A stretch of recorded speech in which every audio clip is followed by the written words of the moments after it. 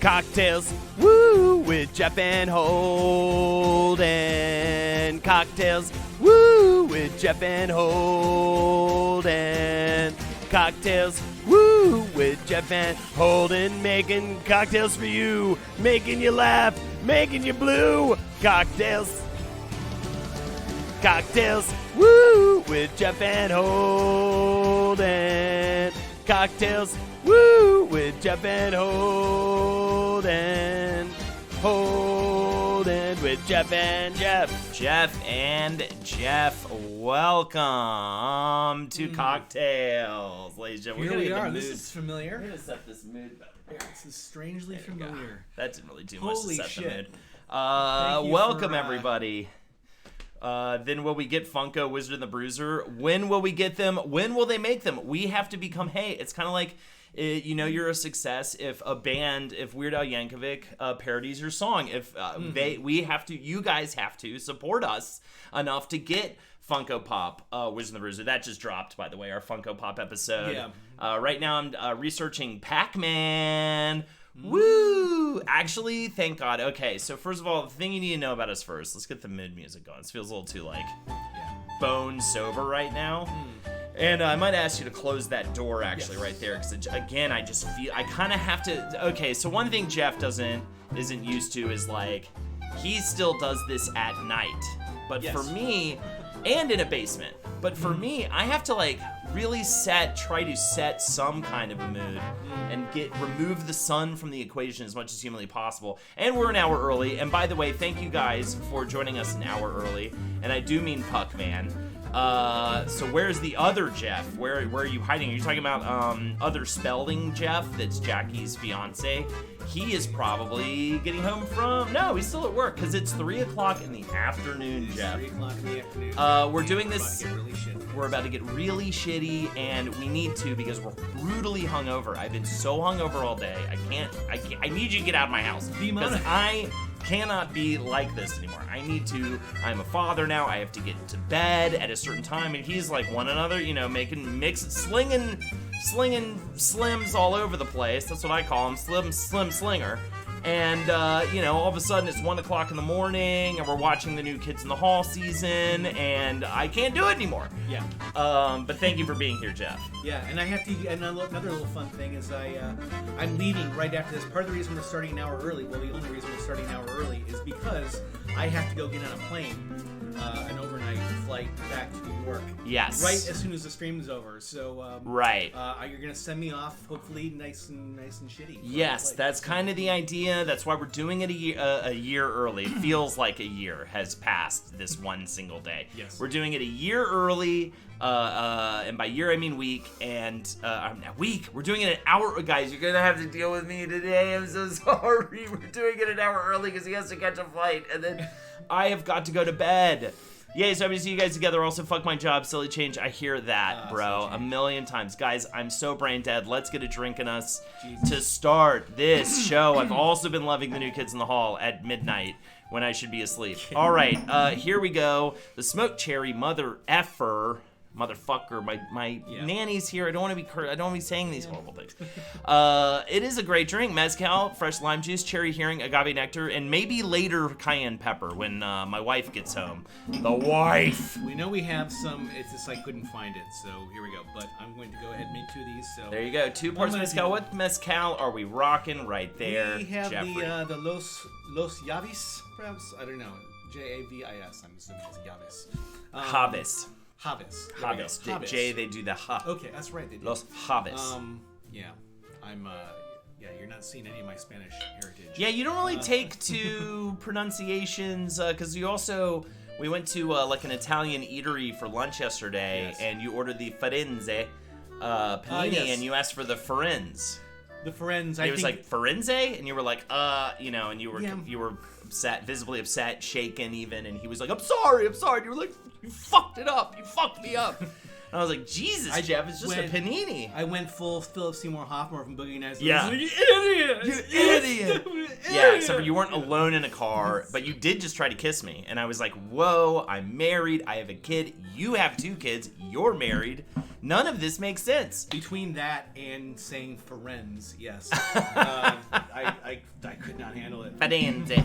Who made that picture? Jeff does all of the... He is a dude who does... fuck me, dude. He's a digital man in a digital land. Big fat waves.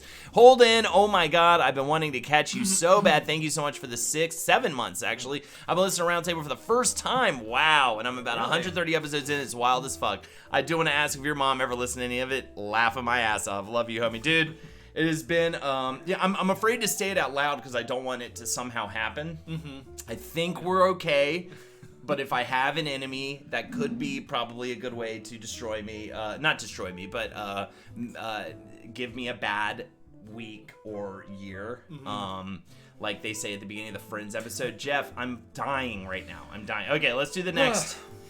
I think we need a little hair of the dog and then we'll be fine. Yeah, step 2, 1 part fresh lime juice. It's actually fresh this time. He has not had fresh lime juice since I stopped being able to serve him. And I even have a squeezer. Like I can even do it. Yeah, I could do it. But every time I go to the store to make cocktails, I go, by the way, the curse continues.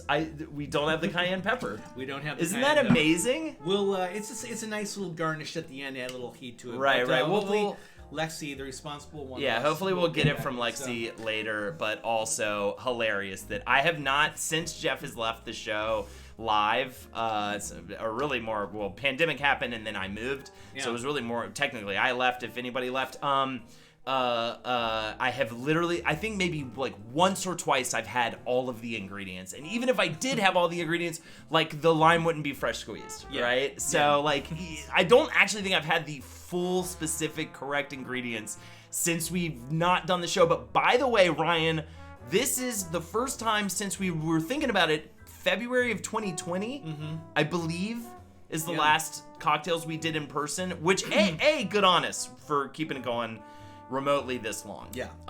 Unbelievable. But also B, hell yeah, dude, welcome back. Let's get the next part of this drink. 1/2 part cherry hearing. Double, so I'm gonna do a full shot. There you go. So there you go. Well, at least Lindsay kept you doing doubles. So that was good. So. You were used to that. Sorry, You're used I to can't be doubling making up. this for you tonight, Lindsay. If you were. Yeah, you can mix along at home just like everybody else in chat, please. I think we have all the stuff actually. 1/2 part agave nectar. And normally you're supposed to top it off with a little cayenne pepper. So just throwing it out there. We're not going to be doing that. Round 2, hopefully we'll get that. Yeah, hopefully we'll get there for that. This is going to be because I believe nice as is. Believe we apparently have it, but it's somewhere weird. And then Lexi would be like, "How'd you not know this is nah?" And I'm just like, I don't know the weird. You put it like under the pillow. Like, why would I know it's under the pillow? Not where the spices are. Dash of cayenne pepper, like we just said. That's not gonna happen. Stir with stir. I don't have a stir, so I'm just gonna shake it. Oh, okay. Actually, this is fun. This is if it's like all liquor, typically you want to stir, but this is fine to shake. I'm actually surprised you didn't see. I have your same wine or cocktail Swiss Army knife thing. Oh right. I literally have it. Yeah, I think actually you have one of mine because I couldn't find it, and you have 2 of them. So yeah. Oh really? I can't bring it back with me though because they're not gonna let me on the plane. No, and you didn't check a bag. Which would be nice though. I don't know how many times I've substituted fresh lime juice with sweetened lime juice out of pure laziness. Just hate cleaning the lemon juicer. Lol. 100 pour sant. So yeah, Silent Squee, Jeff does all of these graphics. He's a graphic designer, and Silent Squee, you'd be really interested to know, Jeff used to work for Scholastic. Silent Squee deals in rare books and things. Oh, cool. Yeah. Oh, and among other items, but deals in like reselling fancy special books and stuff. Nice. I love picking your brain about that, Silent Squee. Always fun, but I think I always ask the same question, which is like, what's like the craziest, like the rarest thing? I forget what you said, but I have put my hands on a signed first edition To Kill a Mockingbird before. Oh hell yeah! Signed by Harper nice. Lee. All right. Here we go, step 7. I will not be going to Nashville, by the way. I didn't listen. Slurp and blank it down like a slurp and fuck it down like a fuck face. I don't even remember what jam through the something in a interesting Okay, all right, Jeff, please. Can we for a moment have a drink here? Yes, keep this serious. Why that apple-headed man is so angry? He's a cherry-headed man. He's a smoked cherry motherfucker. Duh. Again. Woo! There you go. And that's like a wake you up. This is a classy, That's a wake sexy fucking drink. That's a, I like this because, I like drinks like the one you made Friday. Mm-hmm. It's a good by the pool drink. Yeah. Mostly because you kind of don't really even taste the liquor in it. Yeah. That's a sip by the pool drink. But honestly, at the end of the day, I prefer to taste my liquor in a drink. I do too. And this, of course, is like a wow. So here we go. The ones we did on Jackin' with the Holdies, the Jackin' with the Cockies, if you weren't there for that. Really good, but easily slurped down too fast, as Jackie found out. Yes, absolutely. We got very drunk that night, and then I felt like I was pretty good. Oh yeah, we were really good 2 nights ago because we went to the play and I went to bed like right after the play, and I didn't drink at all. Yeah. And I woke up feeling great. And I got through the whole day, and I was like, oh, this is going great. I'm going to go to bed early. It's going to be awesome. And then Jeff came in completely hammered, liquored up to the gills, and was like, we're making drinks, we're having drinks. I was like, all right, I guess I wouldn't mind a cocktail or two, and cut to 1:30 in the morning, I believe. I had a couple drinks with some of the cast and crew of Space Captain of Space, which is the play that originally a play, and then the film on Amazon that I wrote, and they're doing that here in Los Angeles, Boomstick Theater. They're doing that for another week, so if anybody actually does live in the Los Angeles area or going to be around, it's a good fun at a theater, so check it out. Yeah, I love Silly Change. I did say that no one talks about Austin Powers anymore, when of course my entire theme of my subscriptions and pretty much everything is Austin Powers for some reason related. I love it's become you though. Now I don't even associate it with the movie. Yeah, I don't even associate it with the movie at all. I just like this is Holden's thing. Yeah, it's a weird it's kind of like how John Hurt is now Johnny Cash's song. Yes. Instead of 9 Inch Nails, kind of like the same situation there. I'm dying. Have I mentioned that yet? Let's go over the drink one more time and then we'll talk about it. You fucks. So here we go. The smoked cherry motherfucker is mezcal lime, fresh lime juice, whatever, cherry hearing, agave nectar, cayenne pepper. 2 parts mezcal, you fucking chat people. 1 part fresh lime juice. Wow. Wait, hold on. Wait, did I do the wrong one? Oh shit! I thought I fixed it. I fucked up my own thing. I thought I fixed it. Or didn't you send me a new card? I think I don't know. But 1 part fresh lime juice. You did. I think I did. I think it was like that to start with. 1/2 part cherry hearing. Yeah. 1/2 part. That's hilarious. 1/2 part agave nectar. Unbelievable, Jeff. I was literally drinking this drink while Lindsay was taking these photos of me, though. So that dash of cayenne pepper. Stir with ice. And then a bunch of obscenities, just probably drink it is what I'm going to guess you should probably do. So there you go. That is the smoked cherry motherfucker. I was going to make it disappear, but I'll actually keep it down there so people can see. So that when they come on, they don't have to be like, what are you drinking? And then we have to re-explain it every time. They just look in the corner of the screen and they would be notified as to the drink we're drinking. So let's have another sip of that and talk about it for a second. Yes. Has anyone seen that Mike Myers Pinta Verret show? Heard it's real bad. I mean, he's been on a bit of a losing streak for a while now. I mean, he was great in Inglourious Bastards, but that was just a small thing. But he's had a hard time in the comedy department since Love Guru. Also, this drink, it's smoky. I would say I would maybe make a request. I think we could do a little less lime juice, a little tart for my liking. Gotcha. Okay. So I'd reduce the lime juice just a little bit. But other than that, I think it's absolutely delicious. And I think that the cherry hearing does surprisingly well with... Because you love the cherry hearing. Yeah. I can be kind of hit or miss with the cherry hearing. Hi, Jeff's mom. Good to see you. I can be kind of hit or miss with it in some stuff I've found. But it's doing really well with the mezcal and the lime and the blue agave in this drink. What do you think? I think it's great. I think you're wrong with the lime juice. I think you're wrong about cherry hearing. I think that you generally, I feel like you kind of turned against me. It's a little tart. You've been. It's a little tart for my fucking like you've been having a lot of that. You've been showing your little behind all day, and fine. I'm leaving tonight. For $50, I'll punch Jeff in his face. I'll punch him in his head. How about that, Chad? For $50, Chad. If I get half of it, that's fine. Oh yeah, I guess we should. I'll give you 30. I'll give you all of it. All right. Here is the inventives. Here are the incentives. I will take it down. I think you might be right about the lime juice. I'll take it down. Yeah, no, it's I don't even mean I don't even know if you need to half it even. It's not that bad. It's just like a little more dominant than I'd like it to be. It will get a little acid refluxy on like the third. I've already taken an acid reducer. I have it in that drawer over there with my Strix products, ladies and gentlemen. Purchase Strix. Strix. Get your kicks on Root Strixy Strix. They also had a very successful Shark Tank appearance recently. Okay. The cosmetics for men. I should have shown you that. So it's good stuff. I didn't use anything today, and I feel bad. I should have. I took a shower earlier, but I've been just so just conundrum, dude. I'm conundrum minded right now, so it's hard for me to remember. Use code whatever at checkout, and I will get a commish from Strix. Cosmetics for men, and honestly, I would say it's really mostly skincare too. So, but yes, there's some other good stuff in there. I'm definitely into that actually. Oh yeah. I really like it. I've started to use it now, especially if I'm going to go out. And usually before a stream, I put stuff on, but I didn't. You're just going to blow the commission on weed holding. Whatever, dude. You're not my mom, but that's Jeff's mom getting a gifted sub from the Primal Thrust. Thank you so much, Primal Thrust, for both the username and the gifted sub. Does it feel odd that someone named the Primal Thrust gave your mother a sub? Does that make you upset? She's a grown woman. She's, I try to stay out of it and just let things happen. So funny. All right, so chat. What was I gonna say? Oh yeah, the incentives. I wanted to say the incentive. All right, Primal Thrust, please. Again, CockTails incentives: $5 for a toast or roast to you.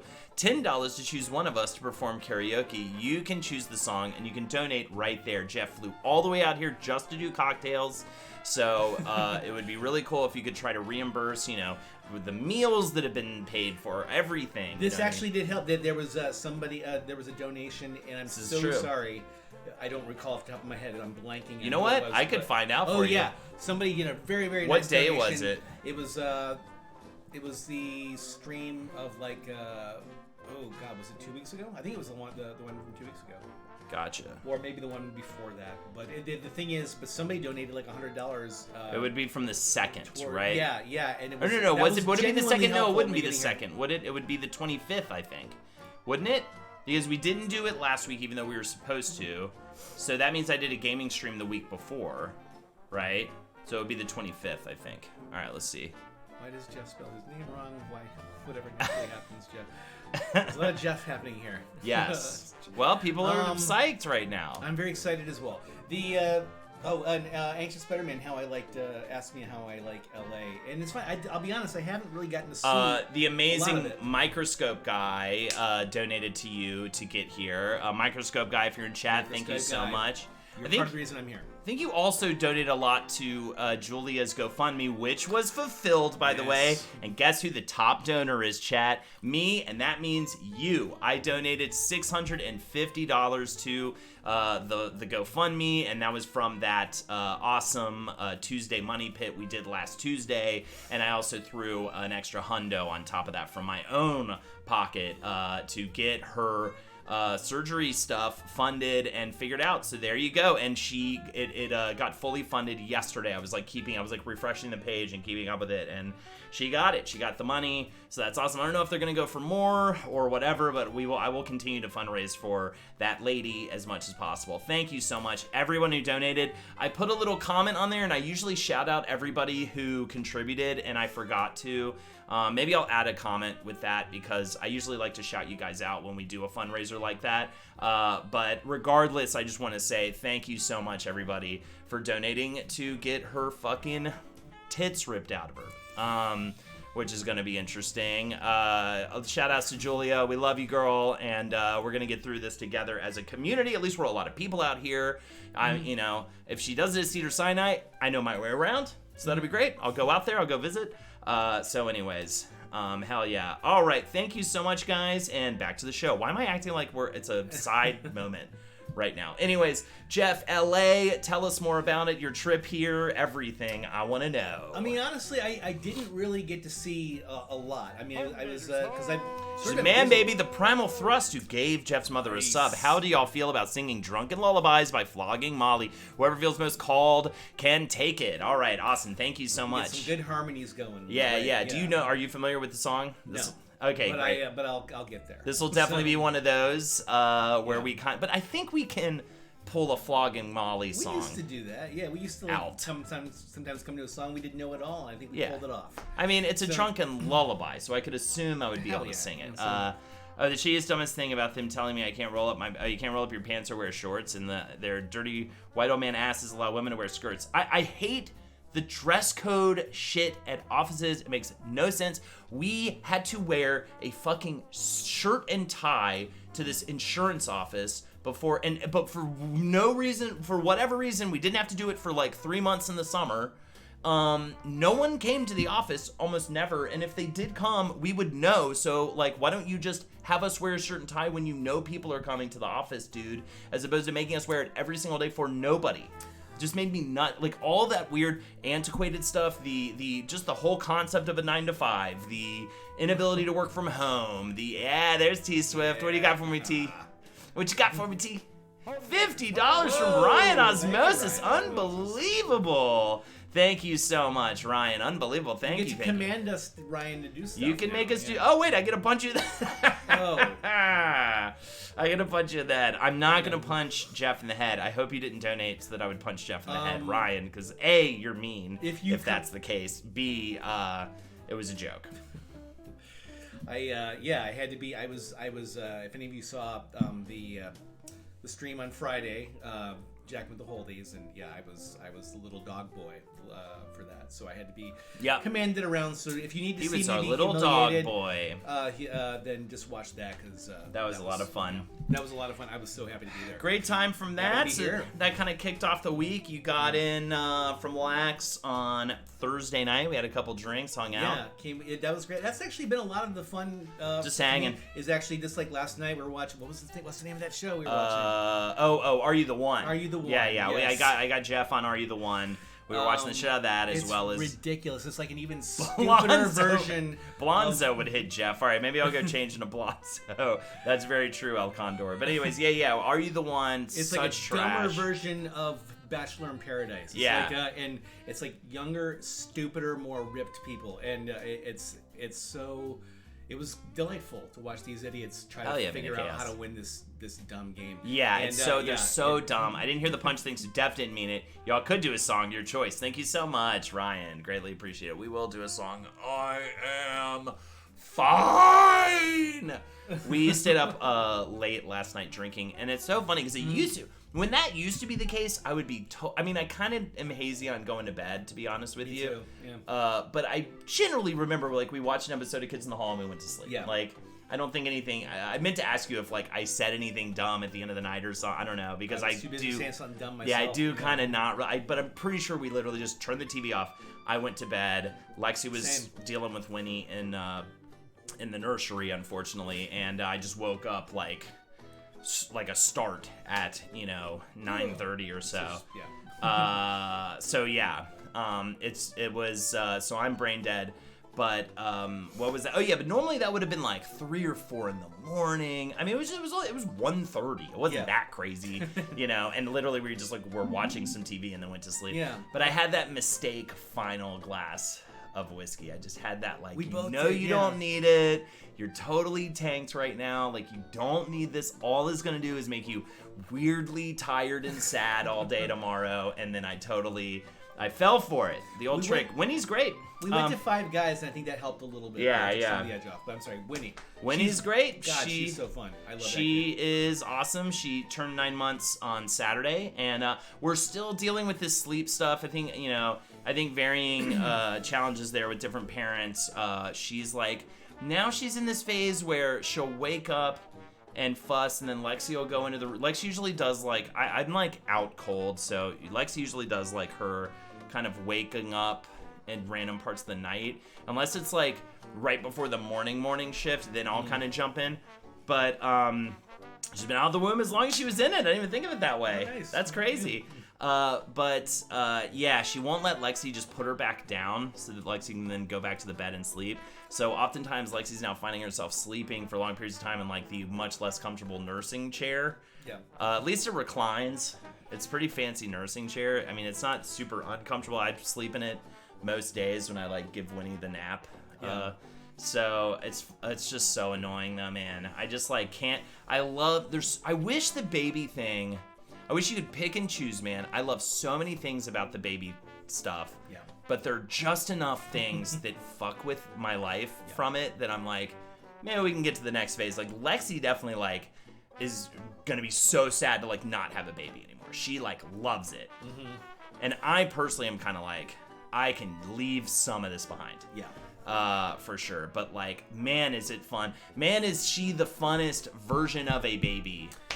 She genuinely just is. I came in, I instantly love this kid. Yeah, she's been great since like month 6. Yeah, I came in and just her little face and this little smile. Oh my God, she's such an adorable, just fun little kid. And just, yeah, I think the world of this kid. I'm going to miss her more than I'm going to miss her. I know, right? She's such a cutie and she's so chill. And, you know, we went through some phases that just made things a little more challenging.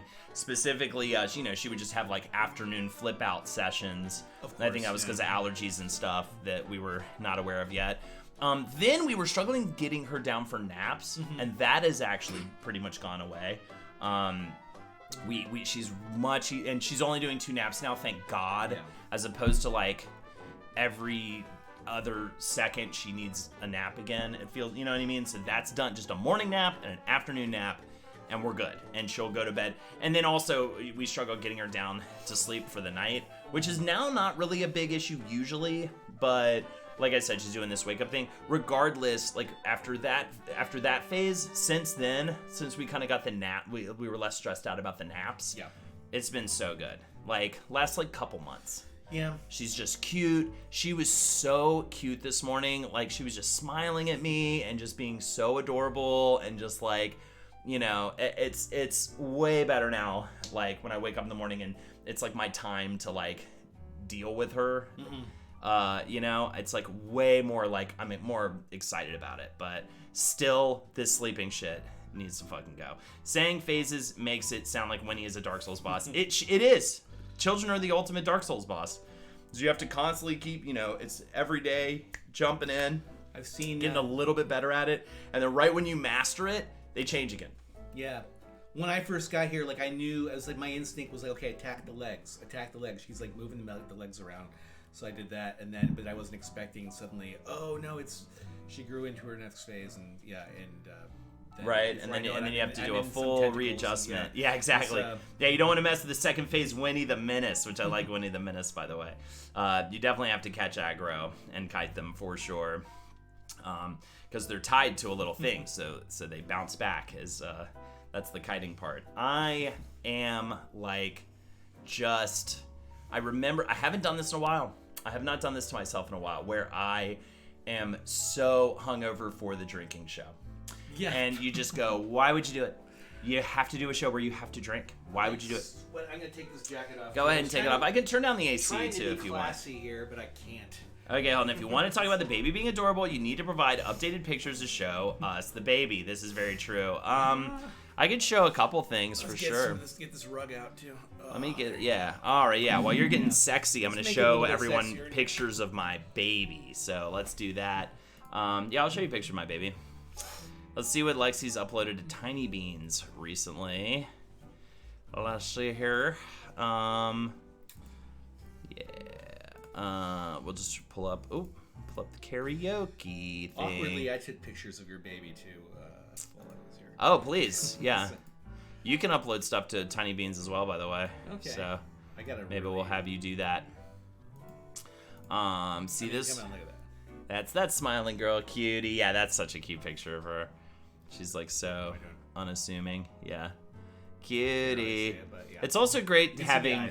It's been great having Jeff too, because he's like Lexi's sister. He's a house guest that like understands and enjoys babies. Are you buttoning back up? You feel ashamed? A little bit, yeah. No, that's okay. Let's see here. Back to calendar. Let's see what we got here. She likes her bouncer. She loves bouncing on her bouncer. It's so fun, man. She loves this thing, and also at the same time, if you need to like do something, you can put her in this, and she will totally she will totally give you about 15 to 20 minutes of autonomy. All right, ready? Go like a get. full body starburst sometimes, dude. Like legs and arms displayed. It's been one of my favorite things to watch. It's fun too, because I'll just be sitting on the couch like watching something because I need a break, and she'll be in the bouncer, and I'll just turn to her and just go, and then she'll start doing it. It's very fun. I tried doing it and I got the. Hold on, how in the world did you make that perfect baby? I know, right? Isn't it crazy? She's so cute. Look at how cute she is! Look at that cute baby. She is the best. Yeah, loves the bounce. She moves like a spider too, like that. Yeah. All her arms and legs are equally mobile, and they kind of all go at the same time. And so cute. She's being a shark. So cute. Ask and you shall receive, chat. Now give me money. You want this one to go away? You want this one to leave? Then don't give me money. Wait, what? Does that make sense? Anyways, she's cute and great. No, honestly though, dude, I am worried right now. We're really trying to get fucking formula, dude. I know it sucks when like the current. That's crazy. It sucks when like the current news story directly applies to you, and you have to like try to not. I've just been kind of trying not to think. I like just sort of forget about it purposely. Yeah. Because I'm like, I don't even know what to do other than just sort of look for it a lot. But And there's people that, like panic buying it then. So I'm so mad. That's the thing, and pisses me off so much. It's all panic buying. Same thing with the toilet paper. It's like just going nuts. I'll take every single thing you've got. I'm so annoyed by it. And Lexi told me like there was also a post of like or someone like writing about like parents who don't need the hyperallergenic formula, stop fucking buying it. And that's the shit we need. And so like these idiot parents are buying the formula up that like we specifically need because of this, because they're like freaking out. It's like, stop doing that. You're a background character in their movie. Yeah. They're the only ones who that matter, and their kid's more important than yours. So like, because you're an extra. Right. So. I know. It's so annoying, dude. I hate it so much. I hate the American panic buying thing. It just makes, I'm just like, people are so stupid. Just don't be stupid. If everybody's just not an idiot, we wouldn't be in this situation. But you guys all have to be so ridiculous. Like, you're doing the opposite of what I'm doing, where I'm just trying to like be. You guys probably saw these. These were the Mother's Day pictures. Any, by the way, any in chat, anyone? That was the. Okay, this is what I posted on Facebook or on Instagram. This was the real Winnie at Mother's Day brunch. This was what was happening for the most part. It was literally like all other tables were like laughing because her legs were just like wiggling straight up in the like air. A spider, just like yeah. Her legs are just. It's amazing. So fun. Anywho. We're at the grocery store, and Holden's like is having to do something real quick, and so I'm just kind of watching her thing, and she started getting a little bit fussy, and it's like, oh, what's going on? She just takes her leg, puts her whole foot in her mouth, and then she's fine. I was like, it was amazing. You just like a prop. She just. Yeah, totally. Yeah, the Star Pillow is nice, Hell Dog. I use it with our naps a lot of times. Anywho, Primal Thrust makes me think of the whole ivermectin thing. A friend of mine with lupus had to ration her supply, and it fucked her up. Yeah, that is like. Oh God! So crazy, dude. Just stop. Did anybody who has any cat owners in chat? Did you find that with cat food too? Their cat food at the grocery stores, and it's been recent too. It happened like when it first. Can you just do like? Hit. Can you just do tuna? That's what I ended up doing actually a lot of times. But like like Lindsay's been ordering cat food online and stuff because like our supply chain grocery stores just out of cat food. So it's just so. That's the problem. It's like I almost wish the media would butt out of it. Like, don't mention it. Yeah. The because then people at least don't write about it in like a freak out about this kind of way, which is exactly what they do to get clicks.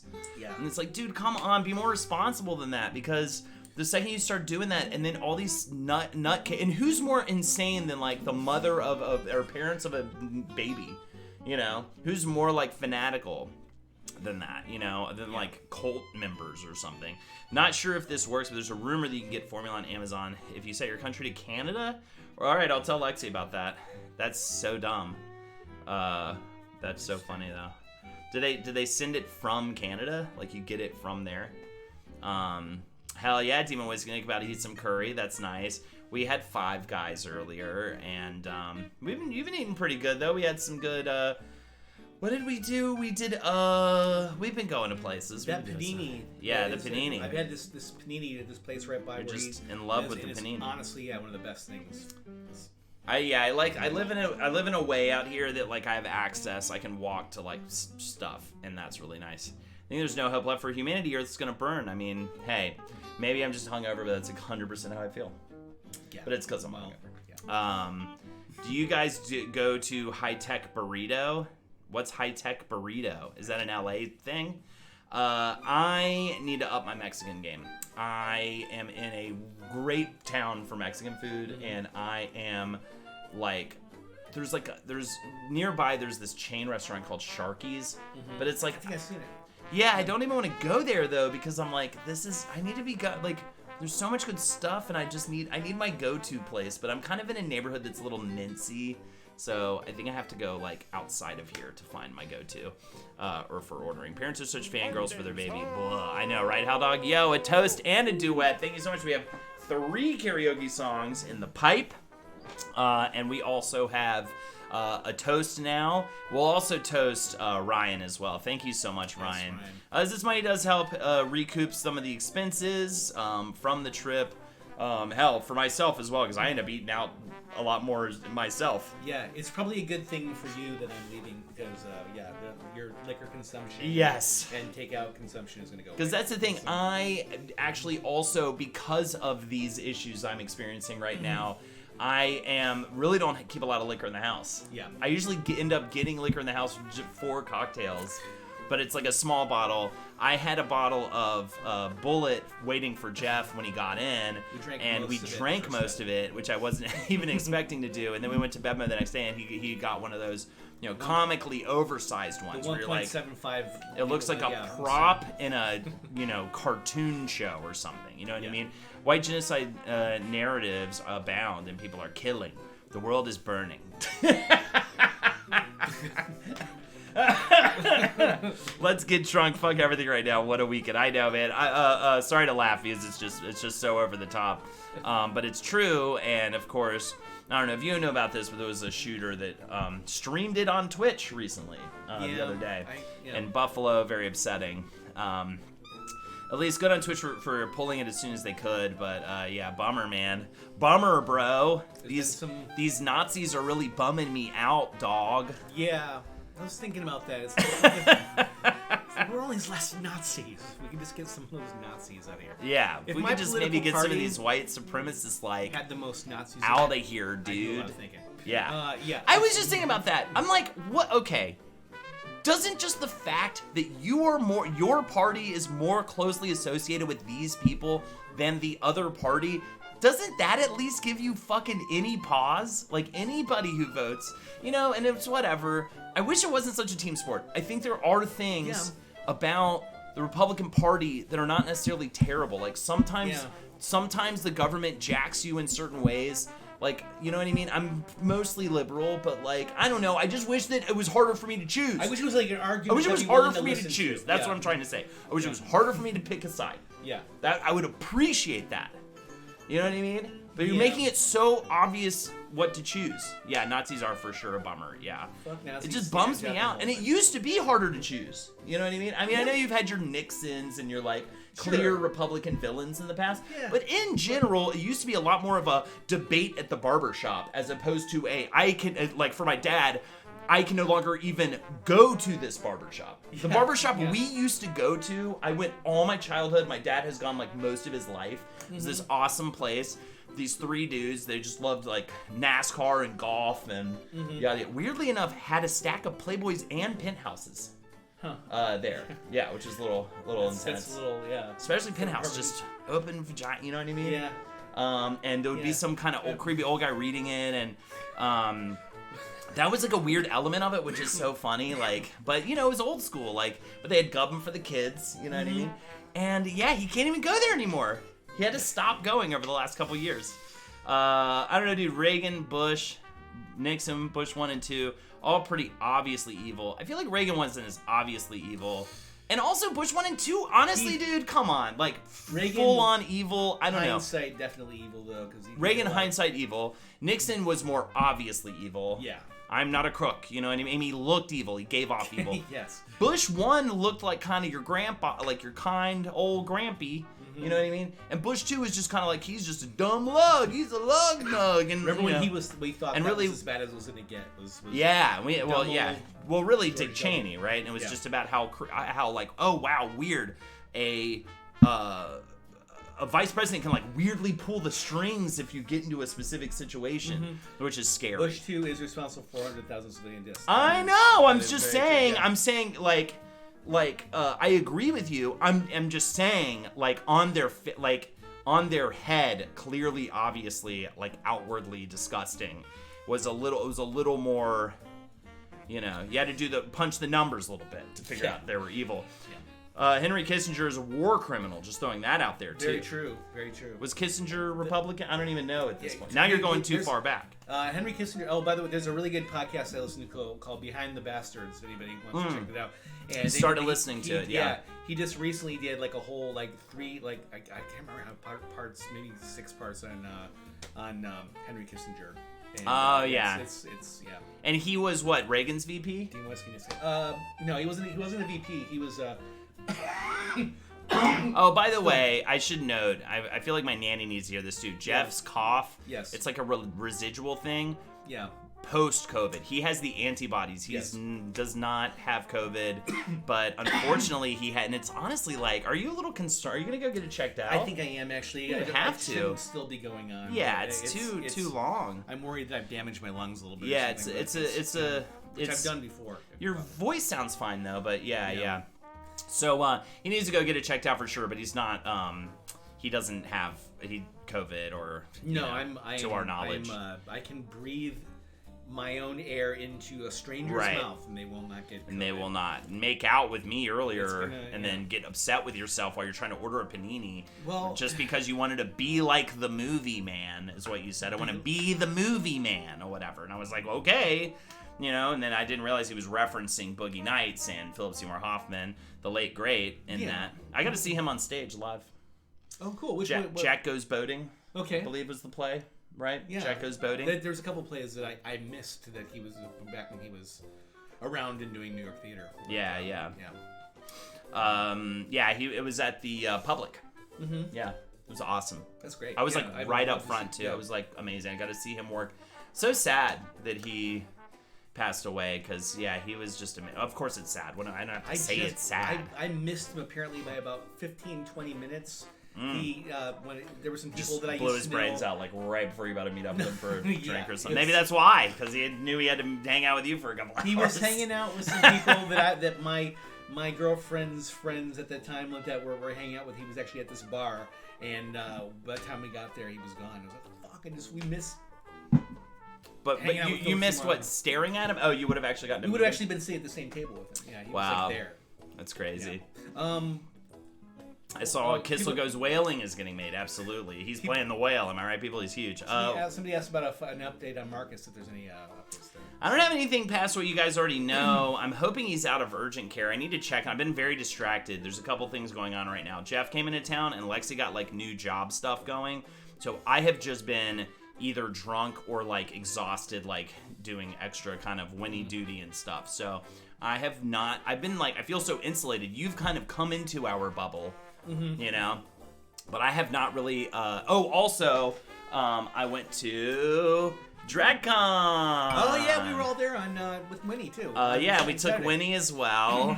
Kids get in for free, and it was so fun. I want to do it. I definitely want to go next year, and I wanted to I kind of needed to go this time to see what the deal is. We got there a little later than we had hoped, and just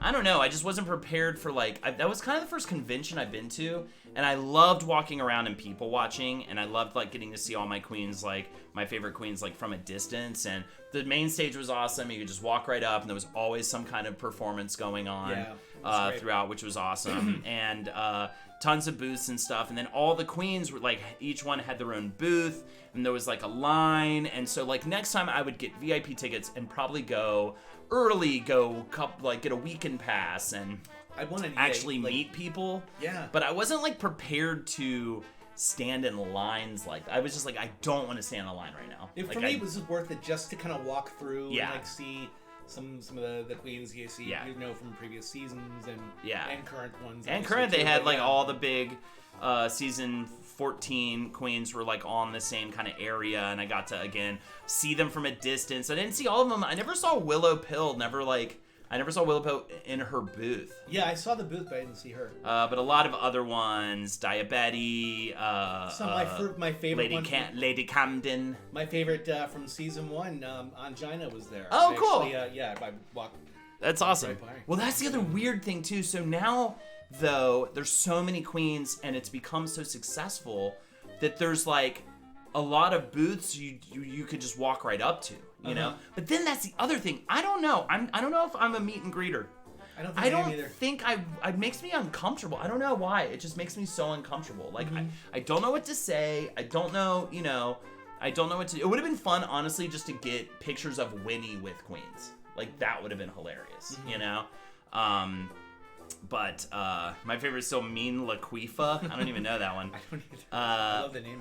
But it was so fun. Like honestly, even without the queens and the booths and the performances, literally just watching the people who showed up, just people watching that. There was some amazing drag of people just like people who were just there, you know, in the crowd.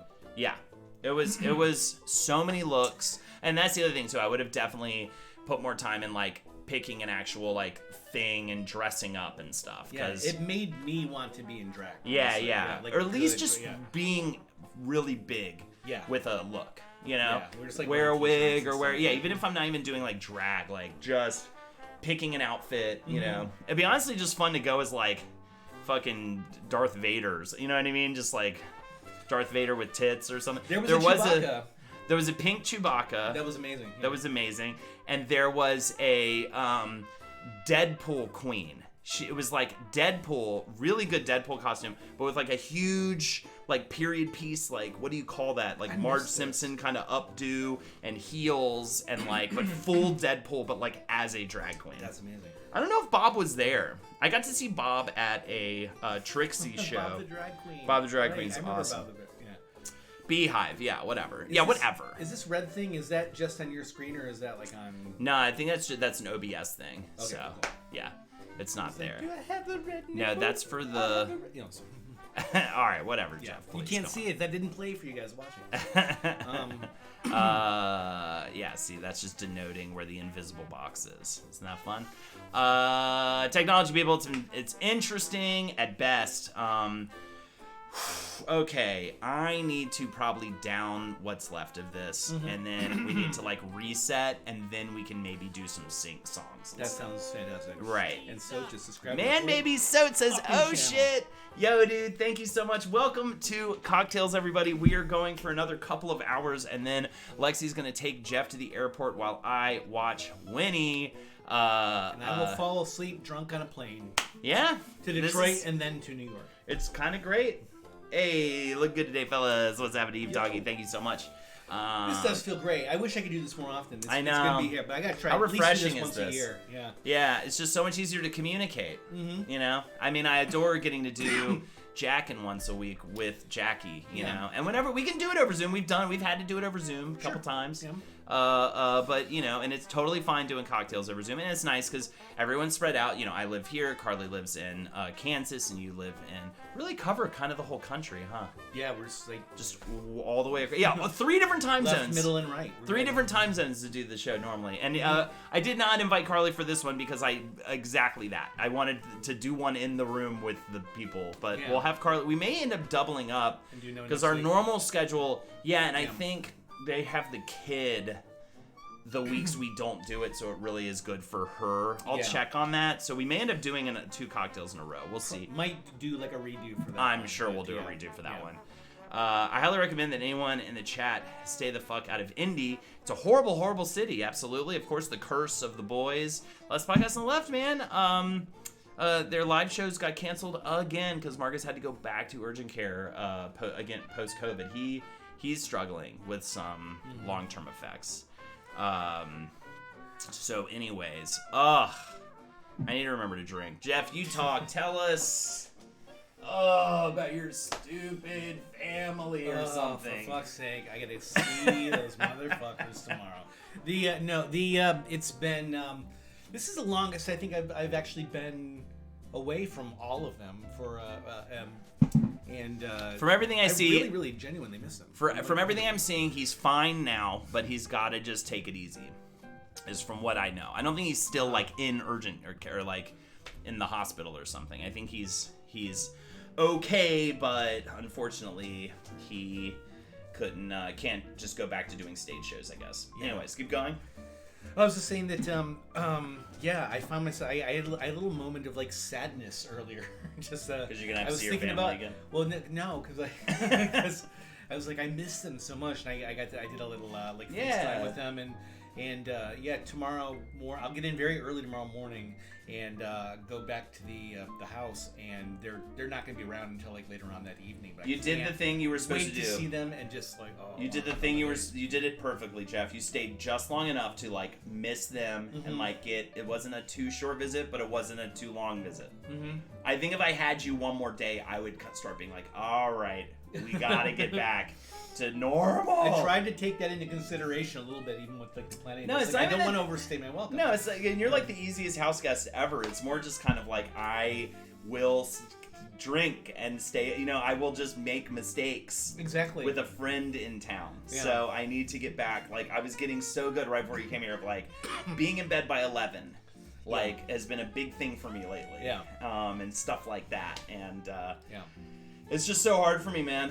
It's so hard for me to get to bed. I bet I've gained 5 to 7 pounds. Dude, just in Five Guys and liquor. I'm getting so sad, man. Yeah. All of my shirts that, even the ones that were like, this is one of my go-to comfortable shirts, are feeling tight on me. Diet starts tomorrow. Seriously, I'm kind of diet kind of starts tonight. Like honestly, like as soon as this show's done, I'm cutting myself off and like. Flying right and getting to bed early. And I need to start exercising again, and I need to start fucking eating way better. We went to Five Guys twice since you've been in town. That's supposed to be like my cheat meal every other week thing. We went twice. Honestly, I think I have to stop eating those paninis. I don't think those are very good for me. No, they're... you think like, oh, delicious, but it's a flat bread. It's not fair. I think they're very bad for me. Yeah, I mean it's like a thick flap. It's like a so good. I just want one right now. I'm glad they do not exist. El Condor, I have been butt blasting. I'll tell you what, Five Guys is kind of my new Chipotle because Chipotle lately, I don't. All right, guys, trigger warning, content warning, CW : space, like shitting or whatever, right? So it used to be I'd eat Chipotle and then like.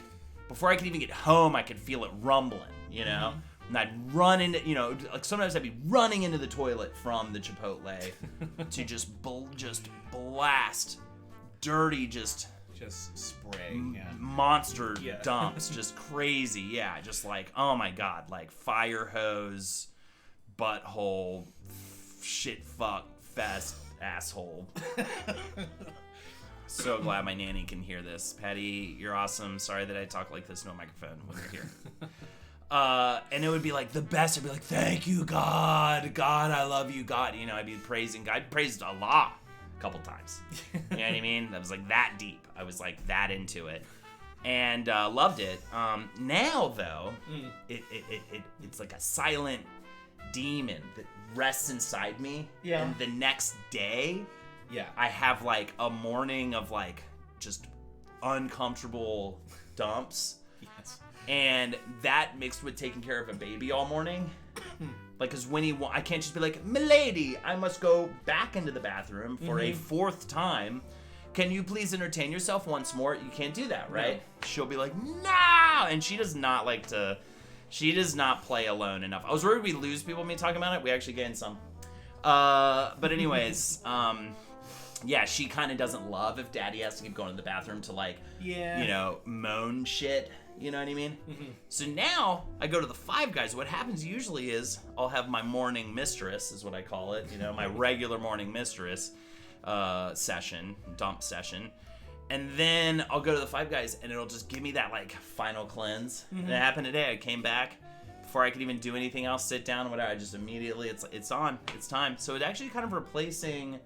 the other one that got me? I love it so much, but it was actually worse than Chipotle. Like, I have had to sprint back to the office to, like, take a crazy dump right after eating it. The Halal Guys. And okay, yeah. And all right, so the Halal Guys is a halal stand that, like, now there's multiple of them, but I think for a while it used to just be, I think, right off of like Rockefeller Center kind of area, Radio City Music Hall, like, and I used to work by there, and I would go there, and I would get the lamb over rice, and they give you the white sauce and the hot sauce. And the first time I asked for the hot sauce, I was like, I want extra hot sauce. Like, I like it. They're like, you don't know this, he was like, you don't fuck with this, you know what I mean? Put a gun to my head. He was like, this is what the hot sauce feels like. I was like, oh fuck, man, just give me a little bit. And I'm so glad I did. A little bit is hot sauce. So you just get a little bit, but I still would put on more than most people, right? Dude, I would go, literally, there were a couple times I was sprinting back to the office to fucking take, like, just, white sauce, hot sauce. I love white sauce, hot sauce. White sauce, hot sauce is, like, my...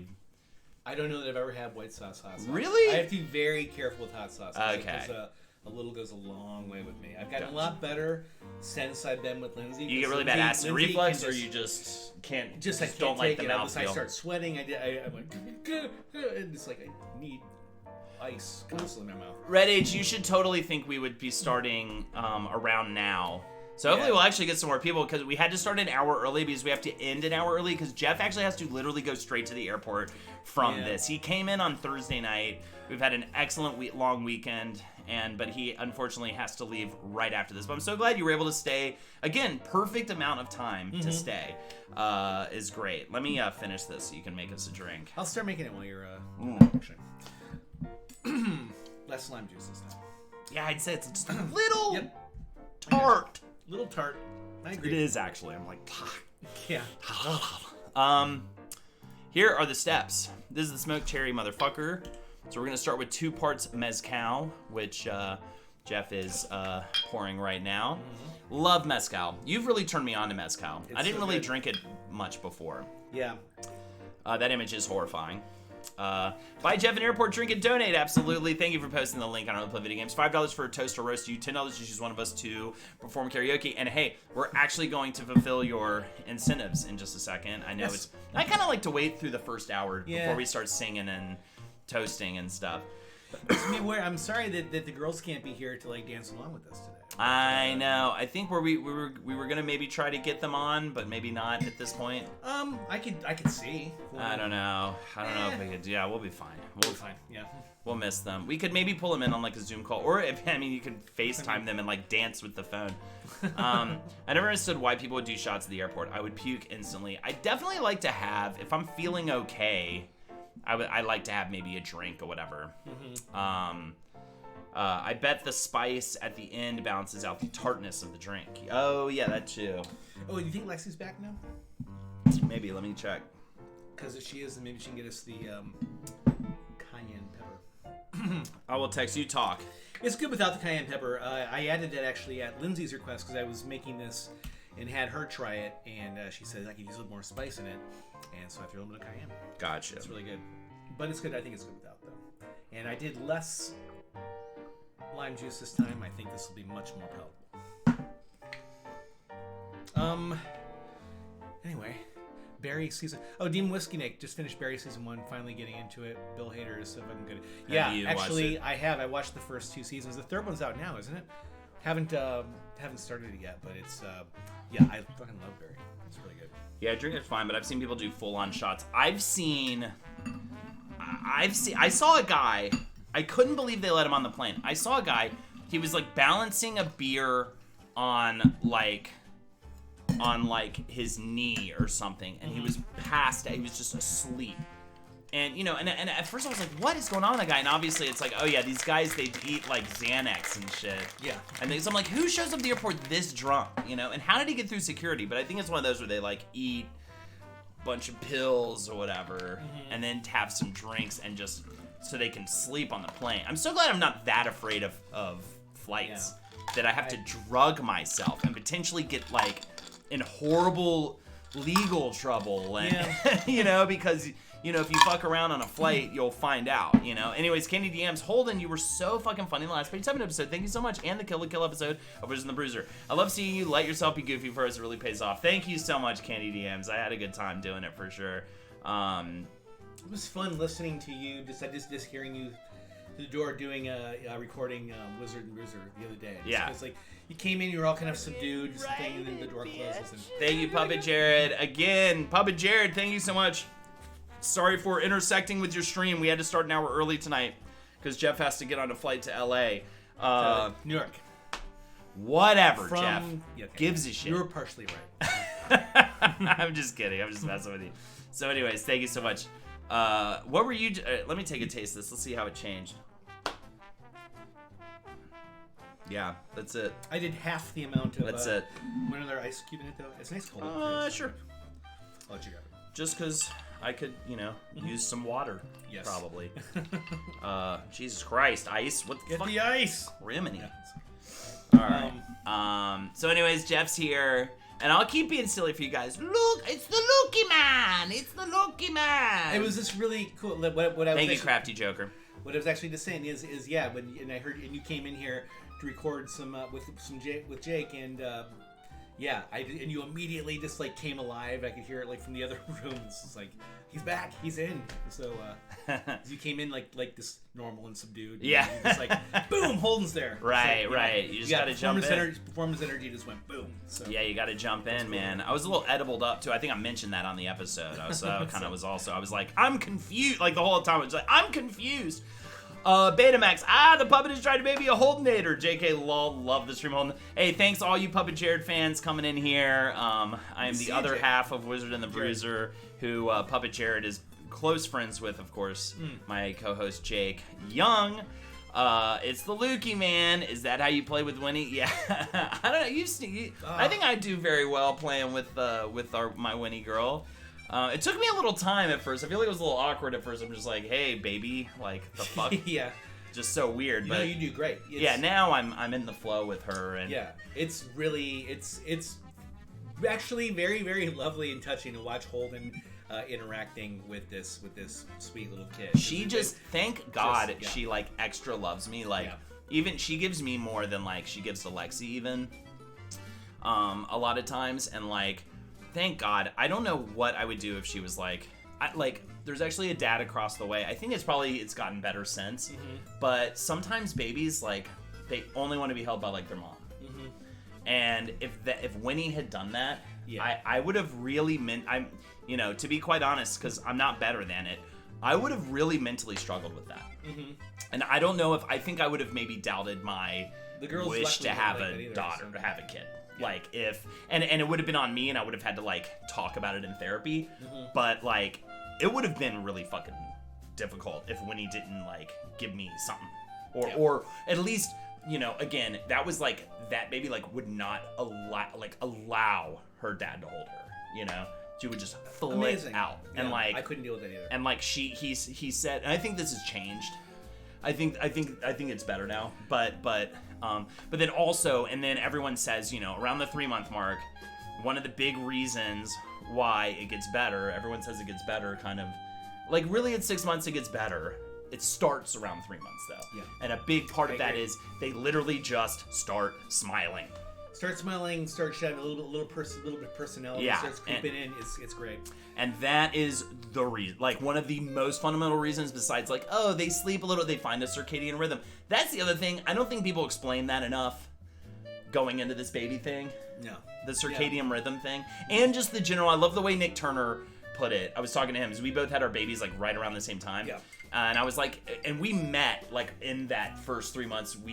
I met with him and Cena, and we had drinks and just like screamed about how horrible it is. Yeah. And I was talking to him at Ed's bachelor party, and I was like, it's gotten better, right? And he was like, yeah.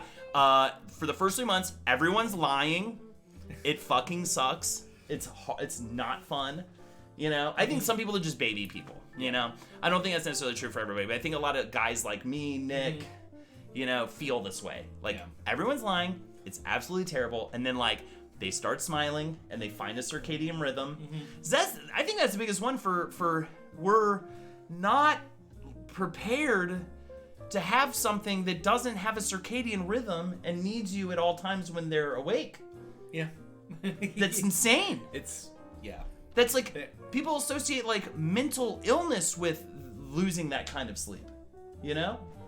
Like I think you become I was talking to you about this at lunch, like you become depressed, like, because I was saying, like, and again, you know, there's an article I read that gave me some solace even though it was miserable, called 100 Days of Darkness.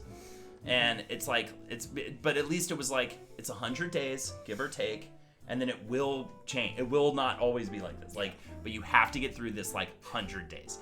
I had 2 kids and got a vasectomy. I hear that. If I have another one, I'm definitely going to have I had 2 in one go. So lucky, man. And, had a vasectomy. It's so funny because like I couldn't imagine doing twins, and at the same time I wish I had twins because we're now in this uncomfortable situation where like we're both about to turn 40. We do really like the idea of having a sibling for Winnie. We do like the idea of having 2 to like fill out the family, but like it's kind of too late. I'm so old. I don't think I can do it again. Like I'm just so split. Yeah. That's how bad the first 3 months are.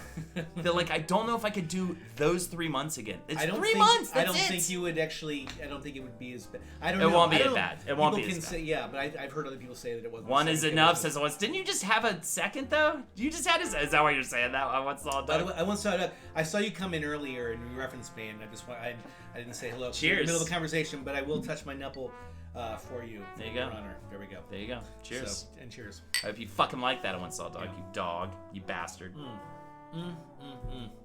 Put a towel over their That makes all the cage difference, to get them honestly. to sleep. It works on parrots. Why wouldn't it work on a human infant? You've gotten good at this whole cocktail It's true. thing because you're right. It needed less lime juice. Yep. It is actually much smoother. Becoming much better now. a bit of a connoisseur, which is good. Yeah. But I love a mezcal mixed drink. I just think mezcal is absolutely wonderful. Like I said, the scotch of tequila. I think we actually might Hey, have introduced you to Lindsay. it. Lindsay, hey. Lindsay with a Z. Welcome. We did the Negroni with mezcal. We did the mezcal with Negroni on one of the episodes. Right. And I think that might have been what introduced you and Lexi to Maybe, mezcal. yeah. Yeah. Which I kind of, It's really good. And I'm actually realizing more and more. I'm not a huge Negroni fan. I'll drink one. Yeah. I'm not a big Yeah. Negroni fan. I like mezcal my Negroni, on the other hand, I gotta say. I like my gin in a bit more of a spring summer fashion. Mm-hmm. Like, I haven't done a gin drink in a while, right? hey, can I make a request too? It's expensive, but I'd love to bring Saint Germain back into the mix. Oh yeah, we actually have. love I think we have some Saint-Germain. at the house. So Saint Germain with gin and like. So it also I associated with really beautiful times. The date that essentially like set Lexi and I's relationship in motion. Because I'm gonna tell you this right now, Chad. She hates when I talked about this. But first time we got together, it was a late night rendezvous. We met at a bar at like 11 p.m. because we're living in New York. Got that New York living. And I'm gonna go ahead and tell you guys. She went home with me and we made sweet love. It was not even making love. It was animalistic. It was irreparable. yeah. What it happened? Was, it was yeah. Hell yeah, Saint Germain. A crime in certain southern states. Saint Germain Yeah. Fowler. It was horrific at best. You know what I mean? I mean, if you showed like a military man a tape of what we did, he would, he would be like, he'd commit some kind of war crime. Yeah. You know what I mean? Out of rage and disgust. Yeah. But after that, she didn't talk to me for several months, right? Because I guess I talked about it on the podcast, yada, yada, whatever. We don't need to get into... She was whatever about it. Talked about... I shouldn't have talked about it. What I just did, I did then, and she got upset. So I finally got her to go on a date with me. Hell yeah, Lindsay, I'm excited. I finally got her to go on a date with me. And we went to this really fancy 20s style lawn party in Governor's Island. They do it, I believe, twice a year. Definitely if you live in or around New York, you guys need to go. Have you ever gone? No, we Jazz haven't. Age. I know what you're talking about. Dude, go to this thing. It's so cool. It's called the Jazz Age Lawn Party. It's on Governor's Island. They do it at least in August, and I think they now do it twice a year. They do it for a couple of weekends. Yeah. And Governor's Island's this amazing little secret of New York. Hi, Kamikaze Mixtape. Kamikaze. It's this wonderful little, like, even just go there without, like, if you're a New York person, just go there even without an event going on, and it's just beautiful. It's this little island with, you can ride bikes, and there's a little ice cream cart, and there's, like, all these little things to do and art installations, and it's just this awesome little spot, and it's free to go there. The Jazz Age Lawn Party you have to buy tickets for, but they're not that bad. So I was like, please go with me to this thing. Just dress up in 20s stuff. I got dressed up. I think I had my buddy Walter dress me up even. Like, I kind of put a lot of effort in my look.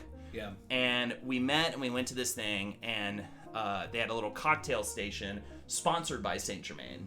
And we got the cocktails there, and they're just, I love Saint Germain though. It is so good, but I associate it with that date, which essentially set our whole, and what was cool was later that day, like actually that night, I was performing in the Freak Tent at Coney Island with Murder Fist. Oh, cool. So Nice. I was like, if this date goes well, we can have this like epic adventure where we go to this Jazz Age lawn party, and it's like the fanciest thing ever. And they have a big band, and they put out a whole dance floor, but it's outside, and there's old timey music, and everyone's dressed to the gills in 20s. I mean, it's just magical. It feels like a Fellini film, you know? It's kind of what it reminds me of, like a Fellini movie. Lindsay, I think the girls would be really into this. They would and love they would, this. They would be like want to dress up like as they would love like this.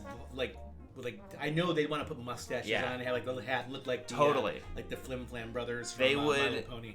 They would super, and there's a lot of kids there. There's like a Charleston contest, you know, and stuff. It's so fun. And so I was like, we were having such a good time.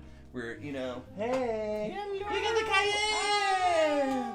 Thank you. Hello. Just telling everyone about our first rendezvous, which is fun. You confessed that to her. Now I'm telling them about the Jazz Age lawn party. All right, That's better. So anyways, well, it's in August, Lindsay, Shall I? so you guys can go ahead and maybe even go ahead and get little yes, dusting? please. So maybe even go ahead and try to get tickets now, that was too because much, but sorry. it has become very popular and it does sell out. Yeah. So look up Jazz Age Lawn Party, Governor's Island, not Governor's Square. It's June and August. June and August. Okay. June and August. There you go. So anyways, rendezvous. Hi, A little bit of a late night scenario though, which is very fun for us. Lizzie. Okay. And then, but then she went with me to Coney Island. Choices back in the day. You were fun. It was fun choices. But then, so later in the, so then we took the train from Governor's Island. We got back on the ferry. You have to take a ferry boat to get there, which is free, by the way, and it leaves like once every half hour. So we took the ferry boat to a train to Coney Island, and then spent the rest of the date in like sweaty, trashy Coney Island, riding roller coaster rides, hanging out with fire the best. eaters, just getting hammered. It was the best date ever. It was the best date ever. Yeah. It really was. She literally wrote on Facebook the next day, like, best date ever. And then that was it. And here we are with a baby. That's amazing. Love is amazing. What about you guys? I don't mean to make people sad who are single, but I guess I'm going to introduce the first question early. For those of you who want to share maybe a good first date story. Yeah. Also, fuck it. Good first date story. Doesn't have to, even if you're no longer with them.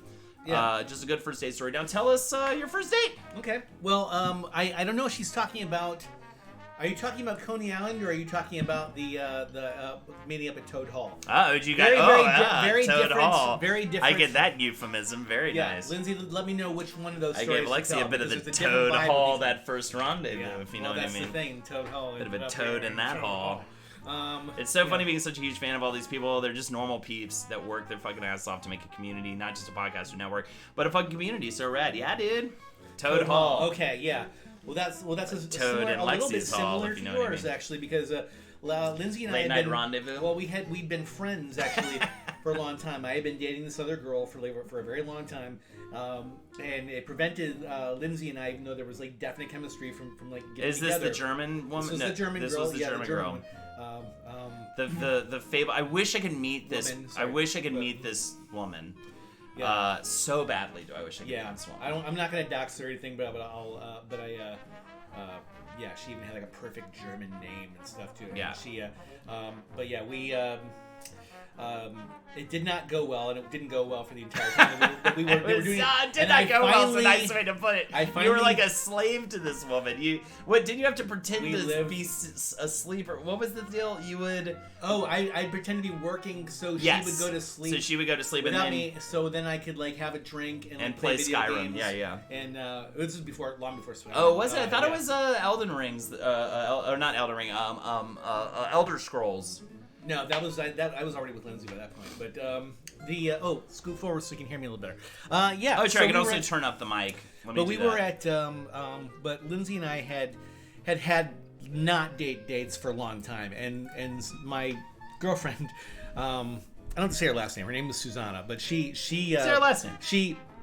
I don't want to do that, but it's she Susanna is a pretty good German name. Let me guess the last name. okay. Hitler. Close. No, that was her middle name.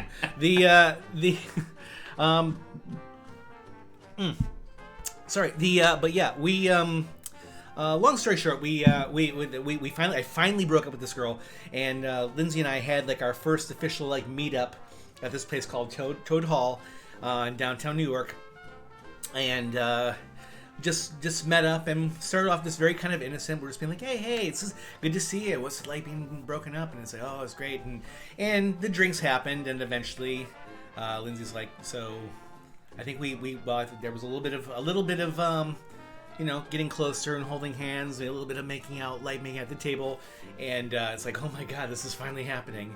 And Lindsay kind of like invites me back to Brooklyn, and I was a little bit nervous about it. I was like, I don't want you to feel like, because there'd been so much tension for a long time. Like, so I don't want to assault you. I or don't whatever, want. Yeah, I didn't want this to be like an over thing. So I think that was the right move. And Right. But because You're like, I'm scared. I'm frightened. I need to be safe. I was big. Yeah, it was like. Yeah, I hear that. We I didn't like that but before. we But it's an old trick. You make them think that you're scared, and then you you give them see the what I'm old saying? Toad Hall. yeah, and and put so, the Toad in the hall. No, but we went back and met her roommate Dave, and we all watched Project Runway, which I'd never Nice. seen before. It was It's a really good show. fun, and then it became a crime scene, and Yeah. then I get it. So there you go. Guantanamo Bay. There's- Red Age says, I haven't been on that many dates, haven't been on any good ones. The best one, the guy and I were really clicking. And then he told me at the end he was engaged to a woman. I'm a man. Interesting. Wow. That's a good story to start it off. The Primal Thrust. My fiance and I locked eyes for the first time. I love this. Locked eyes for the first time when I was jumping into our campus fountain. I was naked, had my afro picked out, and a ciggy in my mouth in March. It was cold. Oh. Love at first sight. Lindsay reminded me. She said afterwards, like at the end, we're like laying there, and she said, I wish you could stay the night, and I was like, I was planning, I'd like to. That's cool, And she was like, oh, I just assumed you weren't gonna. Yeah, and I was like, no. Oh, it was like, just because she had so many love 'em and leave 'ems, huh? yeah, no, I don't know. But the thing is, no, it Old was like unlucky it was a Lindsay. really sweet. It was this cute moment where both of us were like, nobody's I trying to can say pressure that. the Yeah, other yeah, one, totally. and we were like, and I was like, I I will stay the night I want to wake and up stay seeing the you. Yeah. life. I will Yes. stay the life with you. Indeed. Kind of amazing. It's Yeah. just so cool in hindsight when you're like, wow, it's so crazy to me still to think back on when Lex and I first started seeing each other. And I remember she did not want to really do anything serious. And I was playing Mm-hmm. it so cool because I had gotten comfortable dating by that point. And so it was kind of the same thing with the pressure. I was like, I'm just having fun with you. If you're having fun with me, I'm having fun with you. Let's just keep having fun. Yeah. I don't want to pressure you, and I don't care about whatever we are or whatever we're not. Yeah. You know what I mean?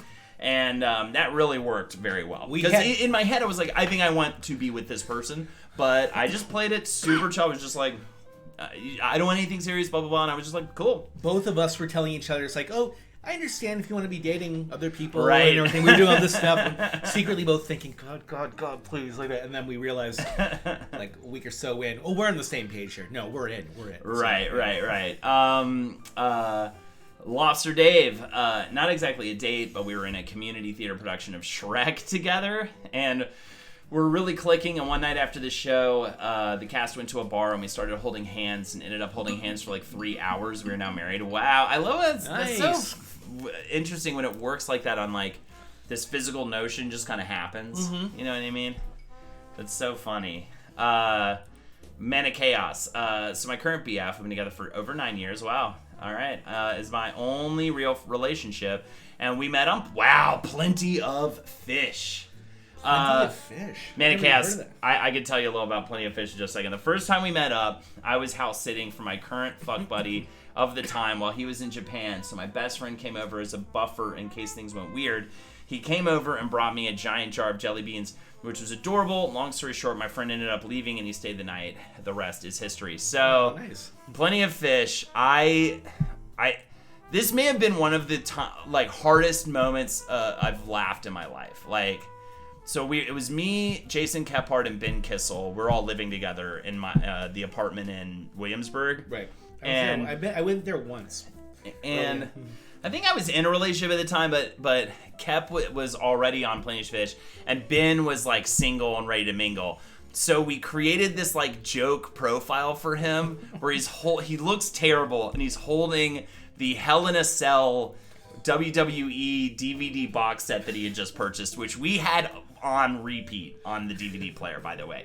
And he looks crazy. He's got this deranged look at his face, and it's like, I just want someone to watch Hell in the Cell DVD box tape with, and like just together we made this like insane profile for him, and just like we're just dying laughing the whole time, and then like someone actually like connected with him, and so and we were just like with him for that conversation, and it was I forget exactly. He like didn't know you were doing this? No. We all told him. three Oh, created the okay. profile, and just in I thought it was doing just it, you and- yeah. in doing it, we were just like dying laughing at like how bad this profile was, and how like and then someone actually like hit him up or whatever, and I forget what he said, but we were just screaming with laughter at like the whole situation. So anyways, what do we got? I'm like short of breath all of a sudden. My wonderful girlfriend of 7 years and mother of my child met on Tinder. She was my one and only meetup, so I guess I did it right. Wow. Damn. Yeah, That's great. you know, what I always say with the online dating, like, I did OkCupid, and I think sometimes you can get lucky, like Terp, but also I think it's a really good just way to, like, get back into the habit of into the flow of dating. So I think I didn't meet anybody that I even ended up in even, like, oh, I met one, she was hot. Musical theater girl, and we dated for a little bit, but I was actually too much of an eager beaver, and I knew I was doing it too. I was like, you're being too into this, and it's so obvious, and girls fucking hate when you're like that, you know what I mean? And then not long after, I'm with Lexi, I'm like, yeah, whatever, you know, whatever you want to do, you know what I mean? That's what they want. They want you to be like chill. And I was just like, when will you call me? Wait you know a what I minute. mean? India is here. India, I haven't what's seen up, you dog? In a hot fucking minute. Good to see you, bro. India. India's around, you know, he pops in. Yeah, every now and again. But it's not when I'm around. yeah, exactly. He avoids you actively. Yeah. But So. But anyways, but what it did for me so well, which is why I would definitely recommend it at first, I think it's a good thing to do to just get back. It just got me so comfortable sitting down with a stranger and, like, getting to know them. And, like, in a flirty way. You know? I And never did an online dating thing. it was fun. I had a lot of fun. I mean, Never. definitely, too, when you're just, like, you're bored anyways, Yeah. or you have a little extra I time. would and, have. I just, you know. yeah, The problem with Tinder, missed though, it. is it became too much of a hookup app. The good thing about OkCupid was I felt that it was set the stage a little bit better for actually trying to like meet someone and date them and not just have a one night stand. And hey, I would have loved to have a better, opportunity at more one night stands at that time of my life. Don't get me wrong, but it's not really, it doesn't really help. And the problem with online dating in general is grass is always greener, right? Yeah. There's always another connection waiting for you. So if this person shows any amount of anything you don't like, you just ghost them or whatever and just move right on, right? But I think it just gets fatiguing after. You're like, I'm so sick of just like being that person for someone else. You know what I mean, too. But that said, it really helped just get me the fuck out of just out and meeting people. And then that's how I was able to like walk up to Lexi and her friend after a pit show and like just start talking to them, I mean, it helps when you're the person who was just on stage. That's the other thing, dude. That's why, honestly, if you can do it, fucking go perform. If you're single, just start performing and stuff. You will meet someone. I had a lot of success after a show in the day. Lindsay and I met on a show, too. I mean, I was dating that other person, but we were doing a really, really terrible play together. And, love a bad play with someone. No, it can really there's something special about doing a terrible play with somebody. Yeah, she was like a stage manager. What were you? You're India. I saw your name again, so I called my wife India. Lindia. What was your title on that? It was something strange. It was like nice. a second assistant stage manager. Well, she just moved to New York, but it was. You also been on Plenty of Fish to me is like the Friendster of online dating apps or websites. You know what I mean? It's like the pre OkCupid, which OkCupid's like the kind of the Facebook, and Tinder's like the fucking Twitter, Instagram, or what? Snapchat, really. I said, I wonder if she's. I was assistant stage manager. Oh. There you go. Okay. Was the sort of like you don't remember what I was? Or was that where you trying to remember what it was? Trouble in Paradise. I wonder if I fucked up. Imelda Rump. Sorry. I took a lovely lady on a date to look for sea glass along Lake Michigan. I just knew her as the hot girl who was working on the stage and I didn't have to deal with her. That's all. Went to thaw out at a local brewery and we were the only customers, so they made us like 5 pizzas with all new toppings they were coming up with. Relationship didn't work out, but years later, come to hear, I'm known in the community as Sea Glass Girl. Ooh, that's cool. Glass Girl. I'm Sea Glass Girl. Look at me. Don't break me. I'm fragile. I was mad you called me someone. Oh, then I called. But it was India. That's okay. Called me someone else's name. Okay, India, but I mean, him and India could get it. I think they probably have a good time. In a different universe, India and I are hitting it. Can get it. Yeah, so. For sure. It's a crime scene. All right, I think we need to get into this, dude. We've got some donos to fulfill. You know what? Yeah, I'm ready to. I think I'm officially getting so fat that it's affecting my breathing.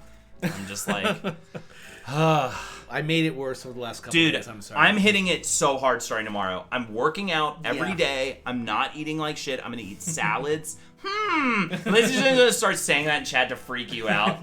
She's just gonna start going, like every time you say something just to make you be like, fuck, am I in a fight now? No, I don't have COVID. No, I think I'm just hungover doing a stream where I literally don't stop talking. I think that's what's going on. Wait, you've made it to Ed. We're switching places. I think that's the problem. He's getting all thin, dude. Have you seen him in a minute? I haven't seen it. Ed's getting thin, bro. He's losing that. Wait, I see him. I actually follow him on Instagram, so he is losing those LBs, and he's weird about it too. I'm like, you've lost weight. He's like, yeah. Donate so Jeff can buy something nice for Lindsay for calling her the wrong name. Please. Oh, and also, of course, I don't really play games. Again, thank you. I saw you plug my the movie version of Space Captain of Space earlier. Yeah, we haven't talked about the play out here and why you're actually out here, so we'll talk about that in a little bit. The Fat President, I met my current girlfriend on OkCupid. I showed up like 45 minutes late to our first date because I moved to the city during the pandemic and did not know how to navigate the Iron Worm and accidentally brought up throwing politicians into a volcano. Oh, very fun.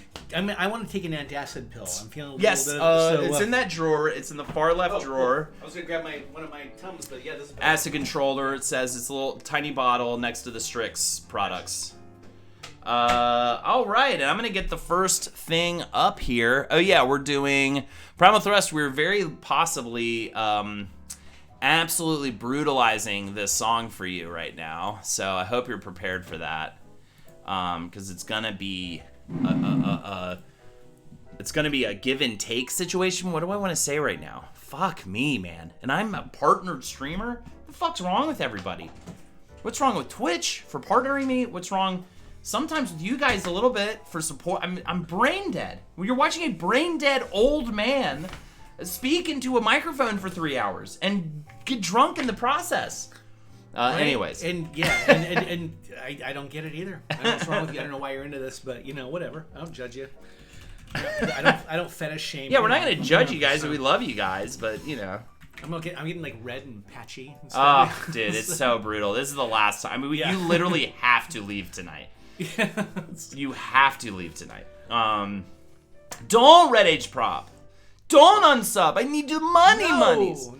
I do need the monies. So, and if you want to consider subbing,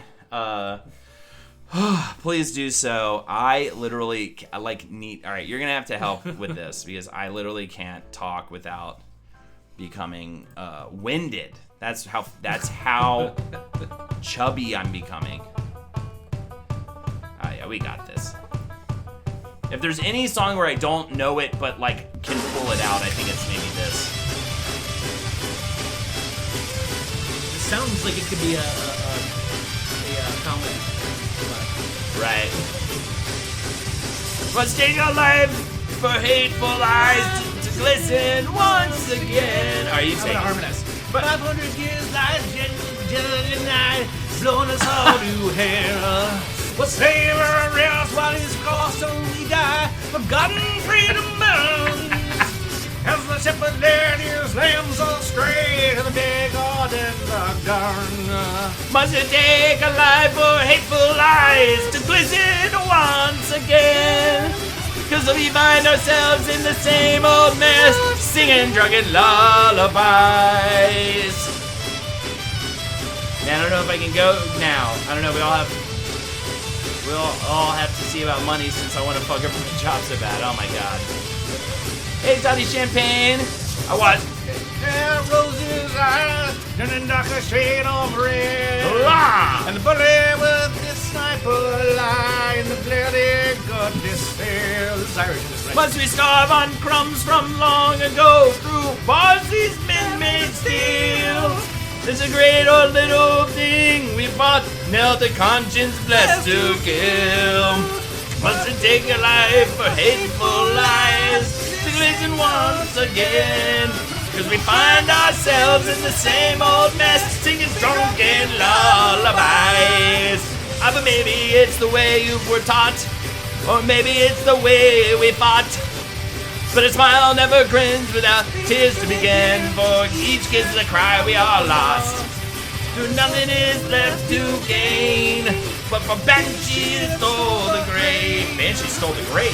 Find ourselves in the same old mess, singing drunken lullabies. So man, baby, thank you for the 20 Demon Whiskey Nick. All right, and now for a physical performance.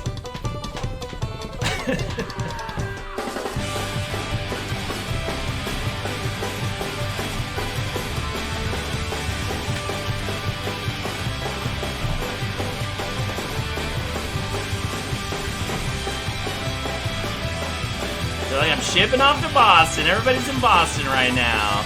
I can feel my breath now. I know. So, Dying. So fat and stupid. I sit and dwell on faces past like memories seem to fade.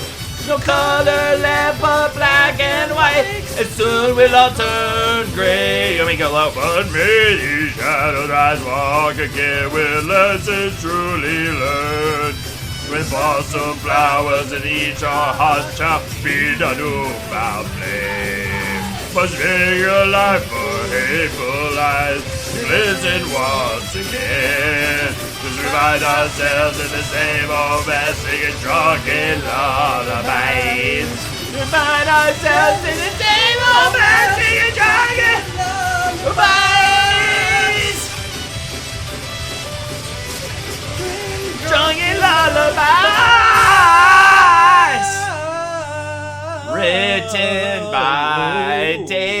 Dave King. Music by Flogging Molly. We got too drunk last night. Seriously, I feel like I gained, I gained 20 pounds in 10 years. Yeah. I feel like holy shit. Dog fucked me to death. Yeah, I just did like a dumb little dance in the background. I've done way worse than that. Yeah, and you're I dying. can't. You're literally. I'm get like, is a enough man air dying? Into my lungs. I'm like, is a man dying right now? Like, is that what's happening right now? All right. It's gonna be like another $200 with car rental. Oh, you're talking about the job stuff. All right. I'll let you go off on that, but I'm kind of lost in the in the sauce on that a little bit. Yeah, exactly. It's having it's not just drinking when you're 40 because I drink all the time. It's having a friend in town. Yeah. In your 40s is so fun. We should have stopped way before we did last night. I thought we were going to bed early, but I'm glad we didn't go to bed early last night. I'm glad we stayed up because you're in town. So, I want to go to bed early tonight because you're leaving. But I met up with another friend that I haven't seen in close to 20 years. Earlier, we went and had dinner. But that was kind of perfect. perfect. Him, that was kind of perfect, though. I was expecting you to get home earlier so we would partially to have an earlier night. But I realized how bad I needed to sit and not talk for a couple of hours and just eat dinner and sit on the couch with Lexi. So I was actually glad with it. I'm glad we stayed up. But just I can't sing a Flogging Molly song without being out of breath, dog. Ryan Osmosis with the $50 donation. Cheers to Ryan. Cheers. Thank you so much. Ryan, cheers to you. You're such a great member of this community. By the way, toast for $5 or roast. But the roasts are going to be extra shitty tonight. We got to channel Carly for a roast. Yeah, it's going to be a Carly roast fest tonight because it is... My brain is... The synapses are so weird and slow right now. Yeah. But who's not weird and slow? Ryan. I feel the same way. Ryan's awesome. Has a chill vibe, though, which I think is cool. Are you coming to Nashville, Ryan? Are you coming out? Are you coming to the show? I want to hang out. Ryan's just a really cool, immediately, I felt makes for a good buddy. You know what I mean? Just a chill, easy person. Yep. No judgments. Just cool. Lol, no. Unfortunate. Where are you from? You're Southern, right? You have a Southern I feel like you have a Southern accent. That's why maybe I feel like a little kindred. Kind of that has that vibe I'm drawn to. You know what I mean? A little bit, just because of that. Cool. Oh, you guys can hear Winnie? Wow. She's fine. Don't worry, she's fine. That's literally the first time I've heard her cry all day. Actually. She's actually been really sweet today. So bubbly today. Yeah. Like Ryan. Ryan, cheers. You're the shit, and I love your vibe, so stay you, okay? Yeah. Hey, Chili Idol. Your turn. You need somebody to no. Pulls out his phone. No, I'm just checking to just make sure everything's okay. Yeah, go on. You need somebody to just come hang out with you, just chill with you, make you feel a little bit of your life. You need somebody to come help you, maybe learn how to fix a bike or a lawnmower. You need somebody to lament about current weather conditions. You need somebody to show you how to work a computer, how to get on the emails and use the World Wide Web. You need somebody to show you around whatever town you happen to be walking through. The person you're going to want to go to is not Ryan Osmosis, but somebody exactly like Ryan Osmosis who's not Ryan Osmosis. And that's the highest praise I think I can give anybody. Hell yeah. So, yeah. Cheers. Awesome. Cheers. He made me a lot. You know what Jeff did to Holden? I'm looking at old comments. I'm going to read Dottie Champagne's first date story. Okay. He made me a lot of cocktails. I did. I made a lot of cocktails on here. Hell yeah, McManwich. Good to see you. I didn't even see you pop into chat. Call me for all your lawnmower and computer tech needs. Absolutely. Dottie says, my first date with my partner was pizza at a little shop near our college. We met up after hours in the Black Box Theater, and I walked in on him play sword fighting with himself. 10 years later, and we're still going. It sounds like a euphemism for jerking off, and I'm going to guess he literally was just actually play sword fighting with himself. But it sounds like he was jerking off when you say, probably. I walked on him play sword fighting with himself. You know what I mean? There's no other yeah, that's the first thing. You're still heavy breathing, by the way. Yeah, I feel. I'm over. I'm fine now. No, and now I've got a little like some hiccups happening. I've got a little bit of acid reflux. I seriously, Lindsay, the condition that I will return to you in tomorrow is not good, and I'm sorry for that. LA did some terrible things to me. We didn't even do that much. I blame it all on LA. It had nothing to do with me. It had nothing to do with me. I was powerless. I got swept up in the LA glaze. All right, what are we gonna sing what are we gonna sing for Ryan here? What do you want to sing for Ryan?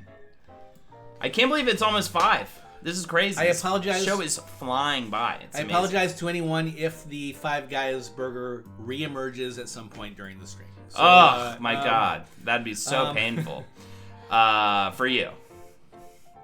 LA did it. Yep, tracks. Yeah, absolutely. All that said, I am having a tremendous time, and I'm so glad we're getting to do this live one more time. Hell yeah. I'm into it. We'll do it again next year, maybe. All right. Yeah, exactly. All right, cool. I will fucking do Skeleton Dan. Oh, God. Yeah, I want to hear some Skeleton Dan. Gray Render, you get Skeleton Dan because you piped in the moment that I was weakest and couldn't figure out a song to sing. So let me pull that up right now. Bandcamp. And we'll do a very, very low energy yet very, very high sexy dance in the background while you do Skeleton. Sure, and you can. This is a good groover for you too, so you don't have to be so. No, it's all hip gyrations, like slow, sexy pelvic thrusts, and skeleton sex. All right, all right, the perfect combo. All right.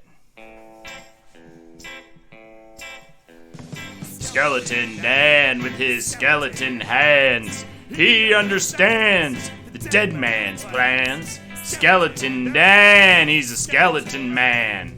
Burned on the cross by the Ku Klux Klan. Skeleton Dan, he's a Wall Street man. Wears a pinstripe suit with a ring in his hand. Skeleton Dan, he plays kick the can. And if you spin the bottle, you can kiss a man. Skeleton Dan! Oh, Skeleton Dan! Oh, Skeleton Dan! Oh, Skeleton Dan!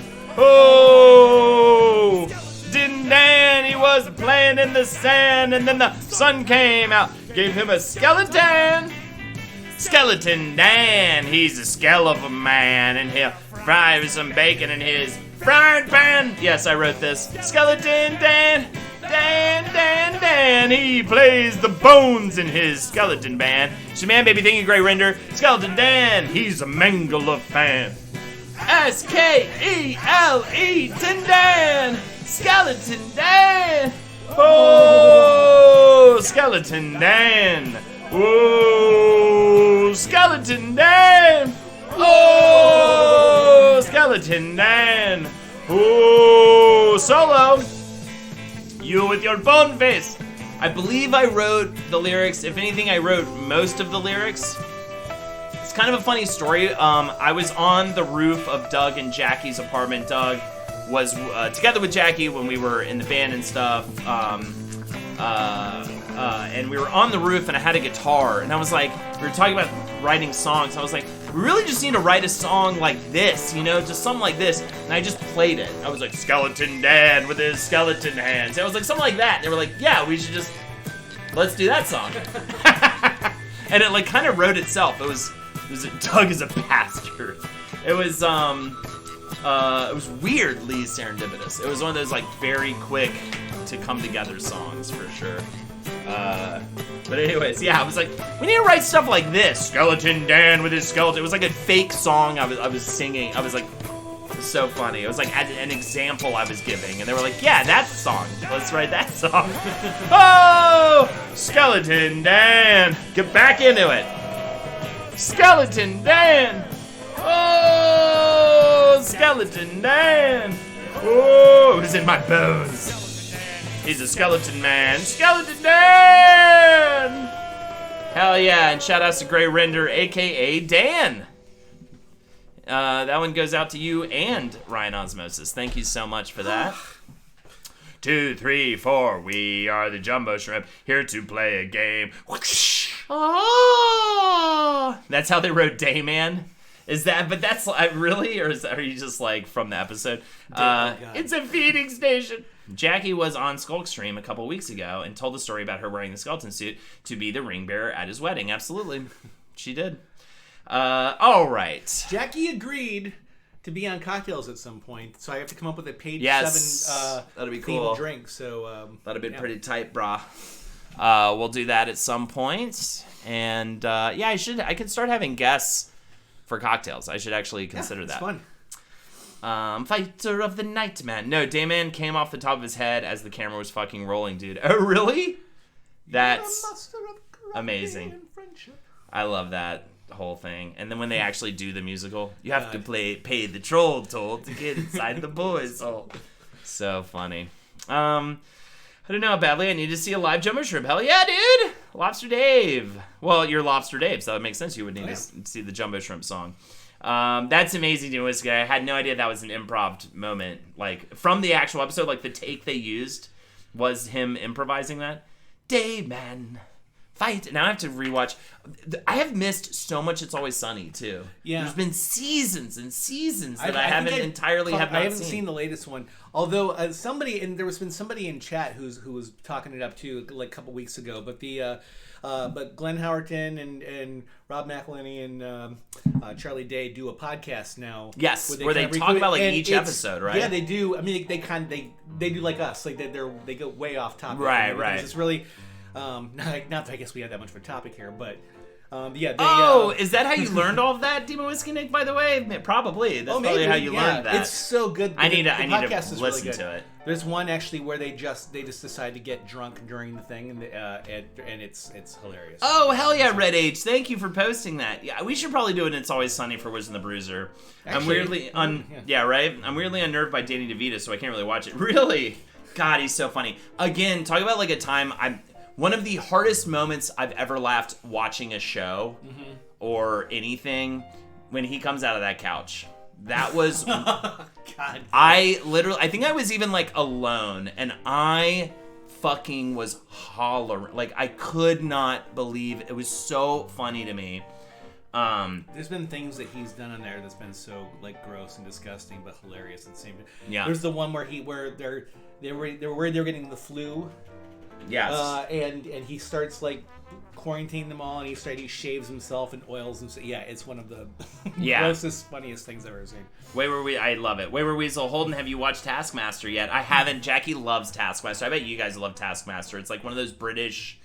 It's like a British show. It's a comedy show, and it's like they bring these really funny people in, and it's kind of a game show, but it's like one of those like it's not really a game shows. Okay. And they're all really funny people, and they like make them do tasks. Am I describing this right? They give them like specific tasks to perform. Can you give me an example of maybe like what they would ask them to do? And it's always just apparently it's just such a fun like end of the night, right before you go to bed, like happy hour show, you know?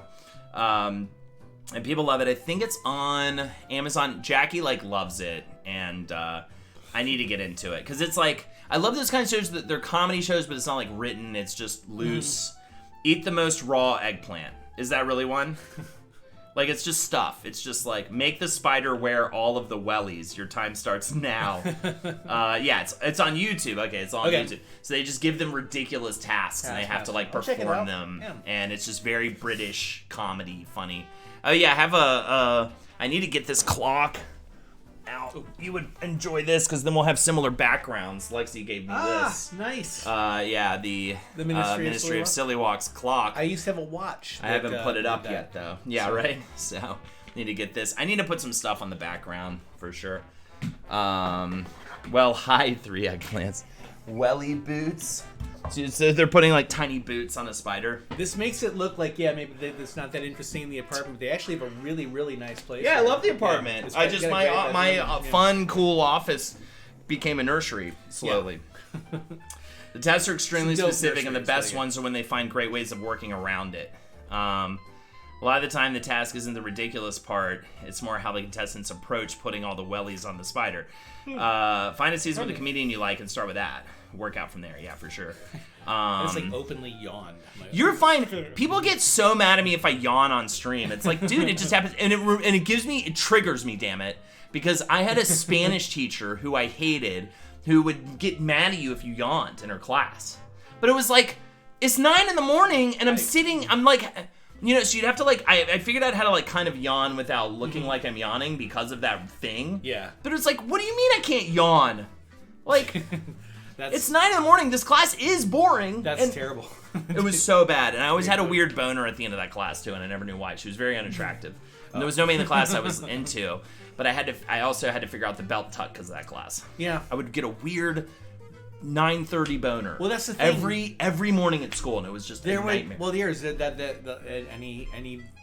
any person blessed with a or cursed, I suppose, with a penis, Yes. knows there's a certain age, a certain couple years where yes, the spontaneous, unmotivated. Certain boner couple sets years, up, it's still a thing, you know. Sometimes. Well, yeah, I guess it depends, but yeah, Sleep. but it's not as well. Sleep definitely, but there's the. But yeah, it would happen like sort of like, what the fuck is this? So I just remember when, you know, you're like 13. That's after your morning poop in the theater department, right? I love how specifically they know. Yes, so I had and it's so funny looking back on it, how bad my diet was. Mm-hmm. And yet I was so confused as to why I had to have a crazy, like, diarrhea shit every morning for, like, a while. I was just having, like, every single morning I would show up at school and have to, like, immediately have a crazy poop. And I was like, I didn't get used to pooping in public until, like, I had an office job. And you finally just go, like, I'm a grown adult. This is like a grown adult. Everyone poops. There's one stall per floor in my current office building. Oh, God. And there's like a race between me and some other dude from some other floor to get to like the best one, which is the first floor each morning. And like, It's like right at the we'll round. hear somebody like I'll hear him like open the door. I'm like, that's right, fuck. I'm here first. But then sometimes he'll get the same reaction with me going, That's oh god so damn it, funny. I gotta close it. So. That's so funny. So yeah, I had I went to a fancy private school, so we're like multiple buildings, and it was actually the art department. It was in the same building as the theater, but it was more the art department bathroom. There was an upstairs bathroom that like no one was at that time in the morning, so I could always go into that stall. It's just so funny. Being a kid sucks, man. Like, you just can't like comfortably take a shit. Like, you just have all these weird things that you have to deal with, and you know what? For good reason, because kids would be weird about stuff like that. Yeah, you know. Yeah. Like kids would. Are they cooking something good? Pooping shame. Oh, that's probably. Is that Winnie's egg? Maybe that's egg for Winnie. I can go on a reconnaissance mission if you like. I know. I'm screaming about shits a lot today too. Silly change. One time, facilities came by and told us someone had an accident and they had to power wash the men's restroom. What? Oh, like someone just pooped all over it?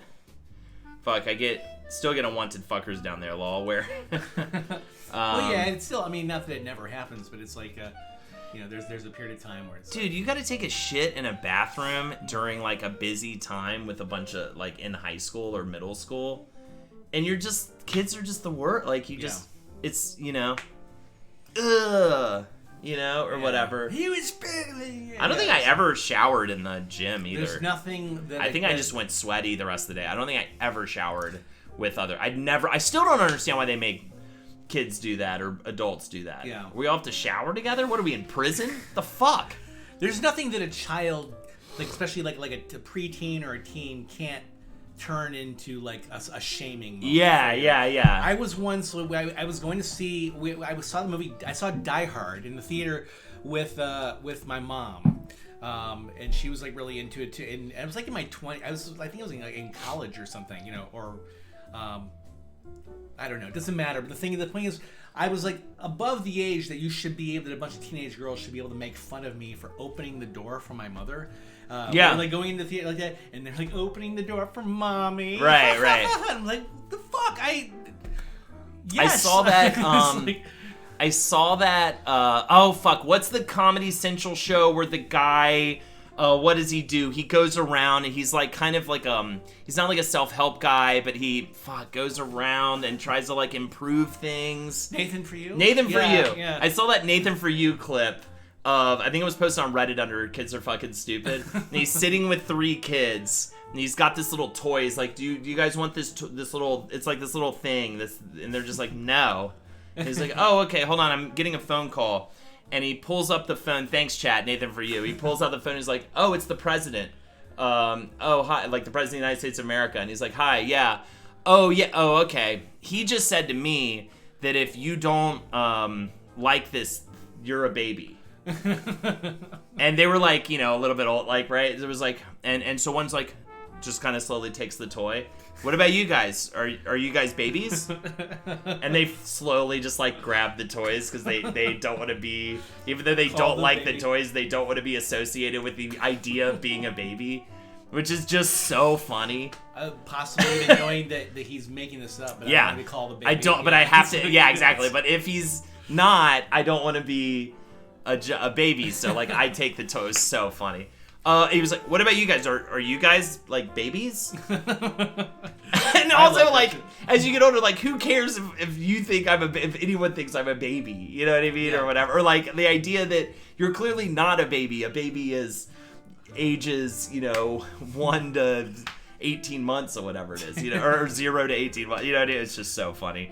But it's so true. Now, I have a question for you because this is something that's really been fascinating. And then we need to do, by the way, a toast and a duet for I Don't Really Play Video Games. And I'm going to give you dealer's choice on the duet. Okay. So, think of what you want to do. I shot my wad on Friday because I would have had us do El Scorcho, but we did that on Friday. We did it on Friday. So.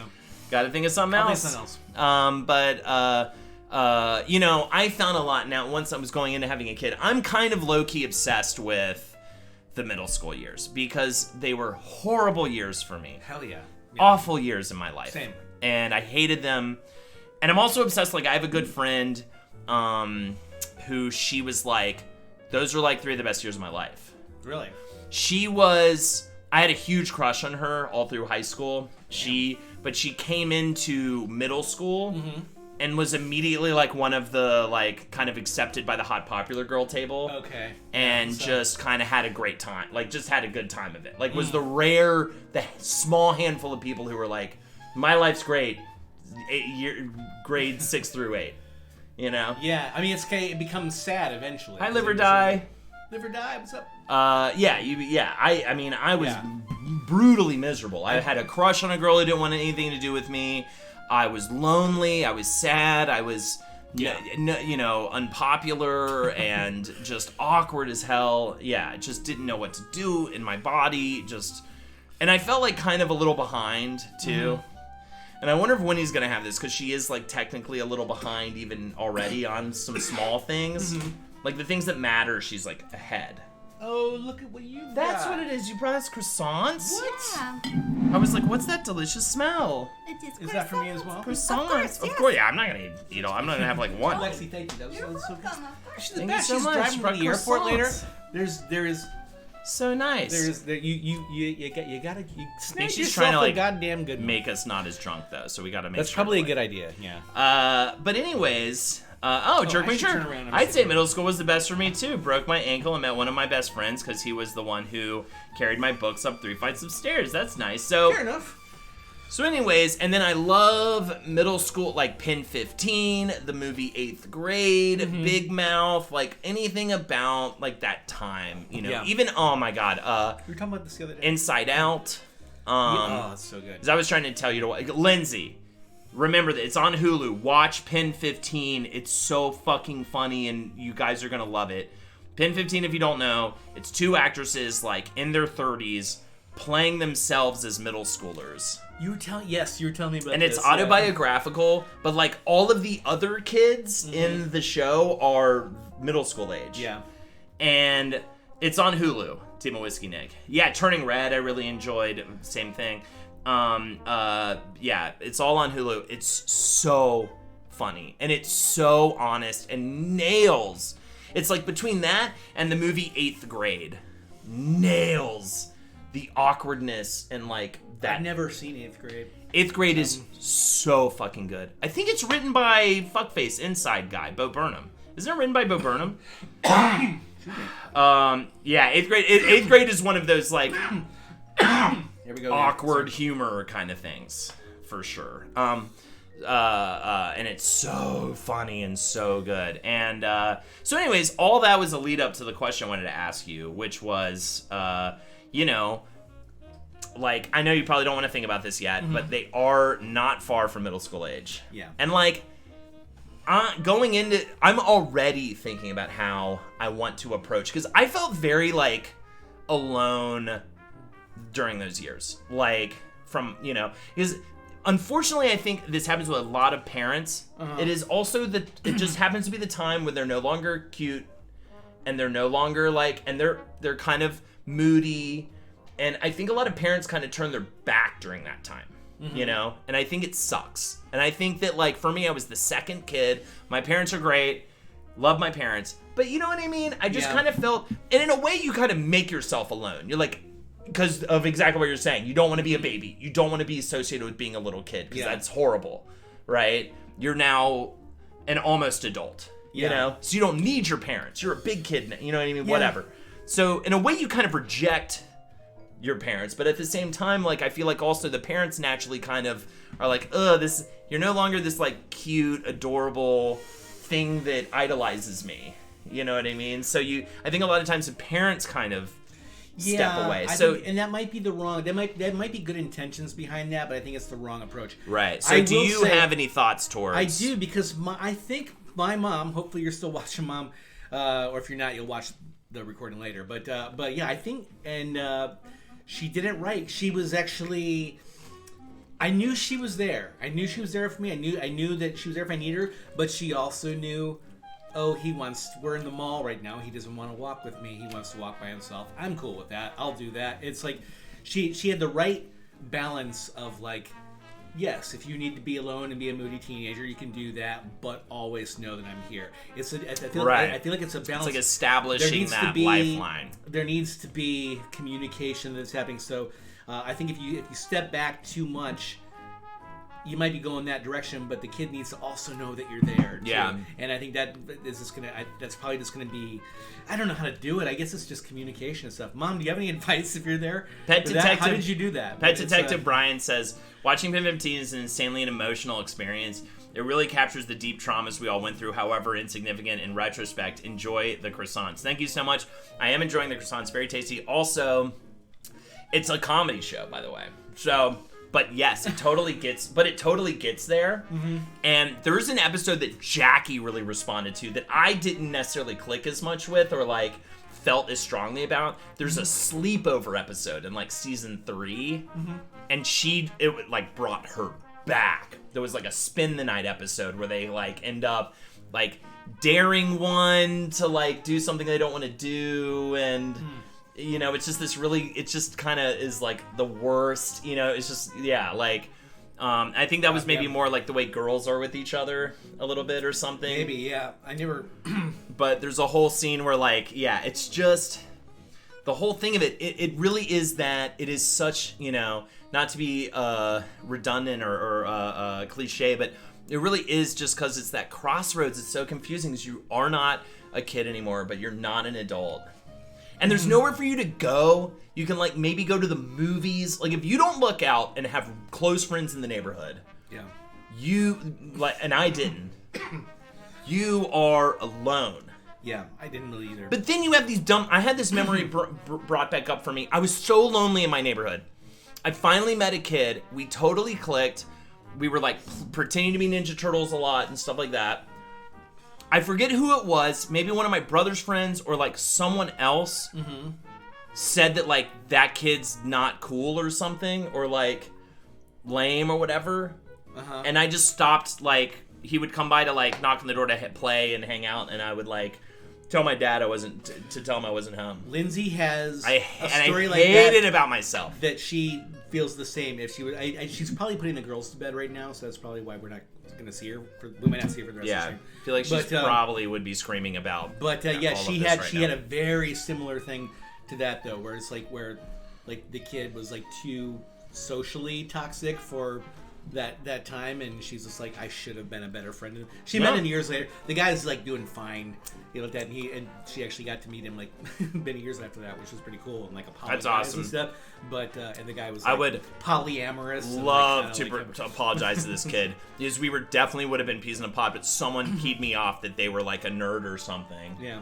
And I was oh no, I can't be associated with. So I guess I'll be alone instead. It's so tough, isn't it? Navigating that, and you don't understand how the world really works yet, and you're just trying to draw as little negative attention to yourself as possible. Yeah. Yeah. Totally. I'm gonna take a few for Bonnie. Please, you gave us all of them? Mm-hmm. Yeah, we don't need all these. Thank you, Annie. I'm gonna need one more. No.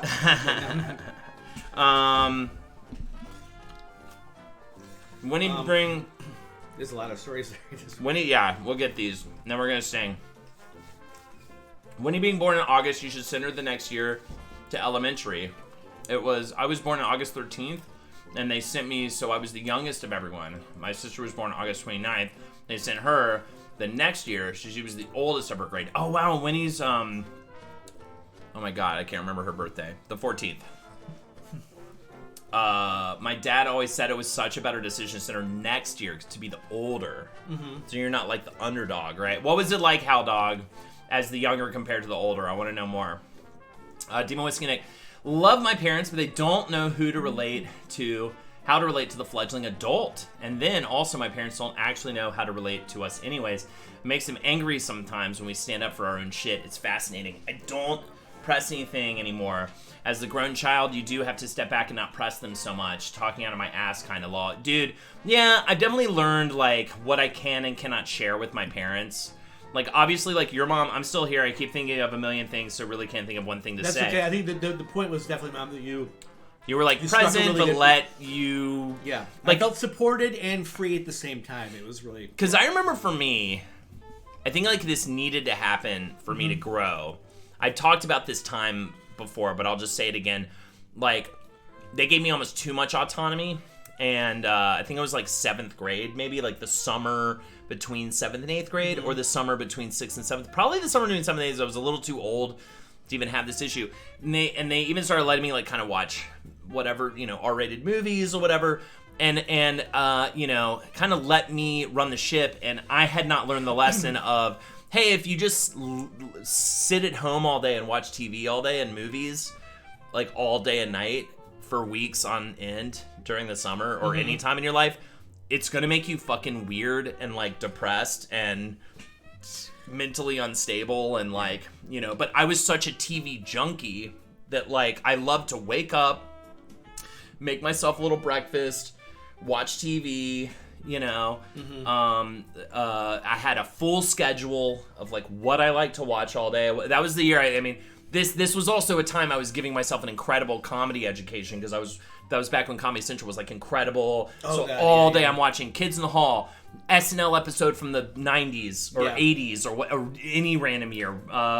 MST3K. Some random movie, comedy movie, you know what I mean? Like, and their program was so cool. But anyways, it was a weird thing that caused my weird depression time. My brother and his friends rented the movie Seven, and Lexi and I share this, actually. This movie fucked her up too, really bad. I remember I watched Seven. It was like a rainy day. We sat down. My parents were not home yet. We watched Seven, and, like, for the next, like, I, like, couldn't eat. I couldn't sleep. The movie just got to me. Like, it's the first time, like, a horror movie had gotten me like that. You know what I mean? And honestly, like, now I, like, love horror films and yada, yada, yada, but that movie just got its fucking... My mom worked on Seven. She painted the dude in his soup. No way! That's crazy. That's so cool, Demon Whiskey Nick. So, but really, I think it was these other things, and that was just the thing that, like, flipped the switch. And I couldn't sleep for weeks. I couldn't eat, and it actually, I had to go and, like, talk to, like, finally go to my parents for help. And it was the last thing I wanted to do. I'm a big kid now. I get to do whatever I want. Yeah. You know what I mean? Like, I don't want to feel, and I had to kind of crawl to them and be like, I'm fucked up. I cannot sleep. I think they could tell I wasn't eating. And I ended up having to I slept in their room for, like, on the floor in their room for, like, I don't know how long, a few weeks or something. And I finally was able to start sleeping in my room again. But it was also the, like, realization. I remember coming to this realization. My dad and I went to the pool and one afternoon, and I was like, oh yeah, I, like, need to, like, do stuff. I need to, like, not just sit home and watch TV all day. Like, those camps you made me go to in the summer, there's, like, that basketball camp even that I went to, even though I hated basketball, was actually really good for me because it gave me structure and made me active. And socializing and stuff. And being around other people and just switching up what I did every day, you know? Mm-hmm. So anyways, yeah, that was a crazy time in my life for that. But I mean, just the whole, all those years were terrible. Just wanting some girl that didn't want to have anything to do with me and just feeling so isolated and like, so I don't know. I have a feeling like Winnie's going to be like my friend and kick its ass and just love it. And your daughters may seem so confident to me. They're like, already like social butterflies. Yeah, it's so like, they seem so like much more confident than I ever was even at their age to like just so maybe they'll just bust the door down that. And dances, dude. God. Yeah. Fucking dances sucked ass, dude. And to actually, so also, yes, I am an only child as well. But yes, the dances. Oh my. Well, God. that was even also. I had an older brother that like, I at that time did not like having a younger brother. Mm-hmm. And what happened was, and I'm actually, I maybe I need to bring this up to him because I'm like a little in my memory. I'm actually like, you were such a fucking jerk to me, man. In middle school, so I was in middle school. He was in high school. But much to his chagrin, so lame for him. We and not my fucking choice. I ended up going to the same school as him because the private school went from kindergarten to senior year all on one campus. Oh wow! So never heard of that. So yeah. So he was so pissed that he had to drive me to school and like and oh God forbid he has to be associated with having a younger brother. As if that is something that makes you lame. So he would drop me off at like a completely different part of the school. He would drop me off and make me like walk further to the school so that he could then go park and like not have a younger brother. This is so funny. This is a testament to how stupid you are when you're a teenager, I think. I was thinking back on it now, I'm like, my brother's the best, by the way. Oh yeah, he's such a lovely person. Such a I wonderful have a hard time person. picturing this. I know. Yeah. And it's like, I definitely need to talk about it in therapy, but like, I almost want to bring it, be like, why were you such a fucking asshole during those years? Like, what? Like, and you know what it was? He had horrible social anxiety. That's why. Like, he had obviously so much social anxiety, and he was so like caged by it that he took it out on me. The amount of effort I spent to not be noticed. Yeah. In junior high is where it is in Colorado is what it was called. Middle school. But it's I wanted to be noticed but just by one girl and her name was Jennifer. Yeah. And I loved her. I didn't even want to be noticed by the girls that I found. I was just like, I just want to fade into the background as much as possible. Which is I guess why I started getting into theater. I need somebody to recognize me. Yeah, and we became, and we didn't, it wasn't until he went to, like, literally the day he came home for the first time from college, we became completely different, like, brothers and friends. Yeah. Like, it was kind of, we even looked at each other and kind of laughed, and, like, just could immediately tell our relationship's going to be completely different now. You know, like, we are buddies now. Like, we're tight. Like, I've met him only twice. I met him at your wedding. And he's the sweetest guy ever. I feel bad for like publicly raking him under the coals because this was like. But again, I think he was just we all made a lot of mistakes. I think he was so tortured by. We're only a couple. We need to remedy that actually soon. We need to have our another drink, Sean. But yeah, I feel bad even talking about it. But you know what? And I was a jerk. By the way, I was a fucking asshole in middle and high school towards my parents, towards the girls that didn't like me that I was such a nice quote unquote nice guy as we know it on like Reddit or what, like the worst. I was in love with this one girl and she didn't like me back, so I ruined her life. I went and told her friends a bunch of shit that she said to me that was not cool about them. And I kind of ruined her life in that time in her life. So that was cool because she didn't want to date me because we weren't good, like, compatible. I mean, I've definitely done some stuff I'm not proud of. You know what I mean? There's been so, by the way, you shot that dog in the head, which was crazy when you did that. But the dog, I mean, I was actually not listening to a lot of Nine Inch Nails, but I was listening to a ton of grunge, Primus, Nirvana, Alice in Chains, you know. There's been some fascinating stories in chat, by the way. I know. All right, let's get into it, and then we're going to sing some songs. First of all, I like this from Demon Whiskey. Holden, maybe this is why you gravitate towards this form of media, where you can have friends who aren't there but are. I never had a ton of friends either, and all my friends have always been slight bullies. My bullies, lol.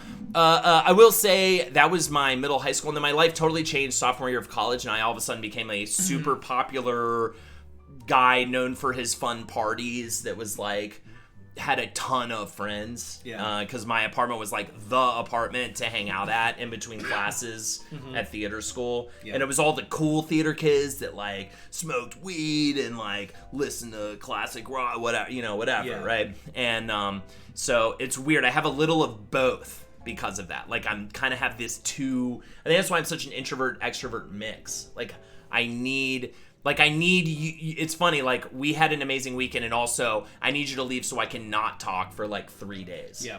Unless it's for like a podcast or something. You know what I mean? I get it. For sure. Like, and I've had the best time with you, and it's like not, you know what I mean? Like, it's just, I have to not talk for certain amounts of time. Fair enough. Yeah. I was always younger than everyone and so desperate to be liked, says Dottie. What else? Kamikaze mixtape. I was always distant to my parents, but they were and are the most incredible people. Hell, saints. The support they have given me with my crazy past. They were strict when I fucked up, but they also gave me the space to run around and be able to be who I was. I'm very grateful to them. Yeah, that's the thing. Letting them make mistakes.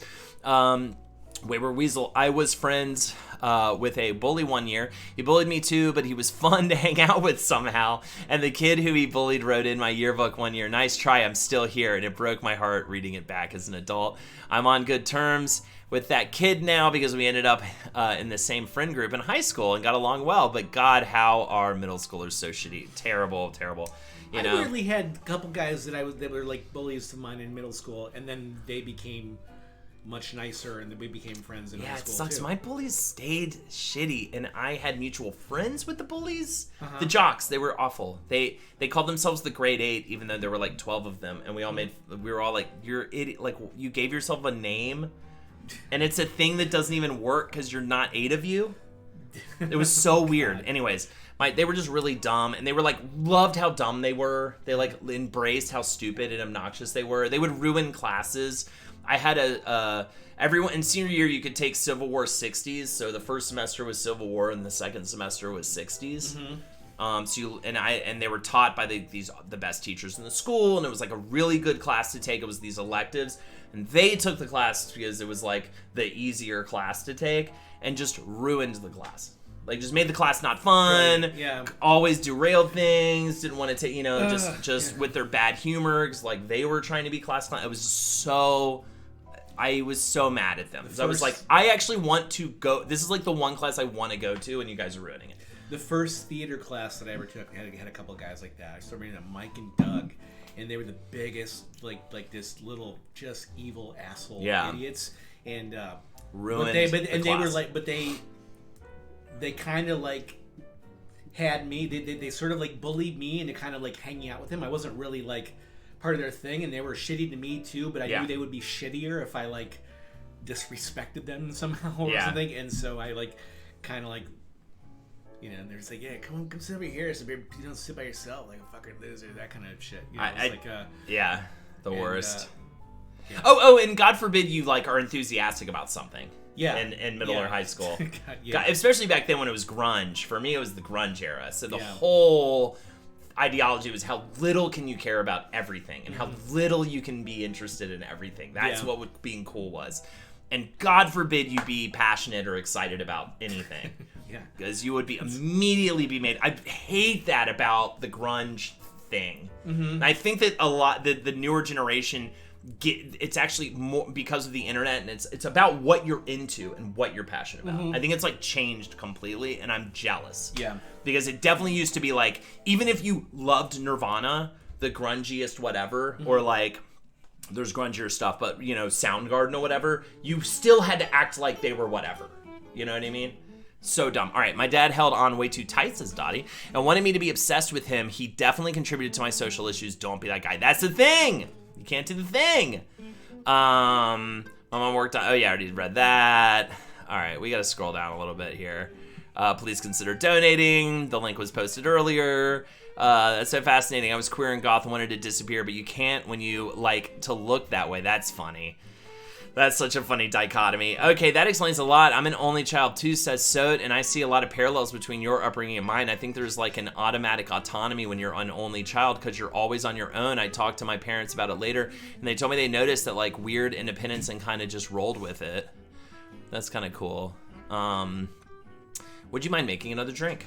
No, I would not mind. I'm gonna get some more ice though because please I want some more. Go for that, and I will keep reading these stories. I remember though when my bro was a couple years older than me. So when mine's 4 years older, by the way. So it was perfectly like you're in middle school, I'm in high school, whatever. I remember though when my bro was a couple years older than me. So when I had no one to go to lunch with, I could go with him, and that was a lifesaver. When I felt like such a loser for having no one to go with, but I could always go with him. That's so sweet. That's so nice. I was kind of stunted, both physically and maturity-wise, as a kid, and have a younger sister who quickly became much taller than me, like 10 inches taller, and she was way more successful than me. Definitely was super mean to me in front of friends for most of our childhood. Fat President, I loved school when I was growing up because I didn't have neighbors, and the closest person my age was 5 miles away, so I only saw friends like once a week or less over the summer. Brutal. I think that actually kind of helped me try and take advantage of all the stuff in school. I was basically in everything. Oh, okay. I wish I could be like that, but I was like so bad at everything except for theater. And even that, I wasn't getting like cast in the roles I wanted to get cast in, you know? So it was like, God damn, I can't even be the best at the one thing. Hail yourself. Thanks. He hates it all and hates storytelling and whatnot. We argue. I think he hates that he's ended up where he is and how much people worship something he thinks is useless. What is that in response to? All right. I'm a little lost on that. Sorry. I was a little crusty punk kid then. Os rotten in conflict. Had my jacket with all my patches I drew and sewed on at good times. Hell yeah. I got distracted by your baby. Oh, please.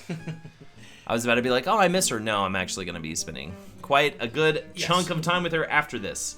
Hold on, I was talking about my dad. Okay, gotcha. Thanks. Sorry, I'm catching up. My first breakup in high school, I was brutally clingy and crazy ex about it. So unhealthy. We weren't really compatible, but I could not. But that's not even because your relationship with your dad. I mean, I just feel like that's. God, it's so hard to deal with the first heartbreaks. You're just such a crazy asshole, and you're so immature. I'm in a way, I'm glad I didn't get into a relationship in high school, just because like I would have been such a fucker. I would have been such a jerk. You know, and I'm just glad I don't have those regrets. I had one girlfriend. It's like kind of funny that way. And I did something shitty. Yeah. Need a cup? Yeah, for you, yes. Oh, cool. I'm making Lexi. Yeah, please. I just said the yes, small. Yeah, little I give guy. myself a little bit less, so that's Nice. All right. We're talking about like awkward middle school years. Literally had a nightmare 2 days ago that one of my high school bullies made me lose admission to grad school. Oh my god. Is Patty okay? Have I traumatized her? Oh, probably. That's the nanny who was here while I was screaming about like shitting my ass. I was talking like shit talk. Good. About how Five Guys is the new Chipotle for me, you know, all this kind of stuff. So, just shit my ass, wife of mine. Shit my dirty ass! We have neighbors. My Please. filthy ass! Well, I want them to know. I want them to hear. I want them to know. But they also know that I'm married to you and I Yeah. Alexis is my wife.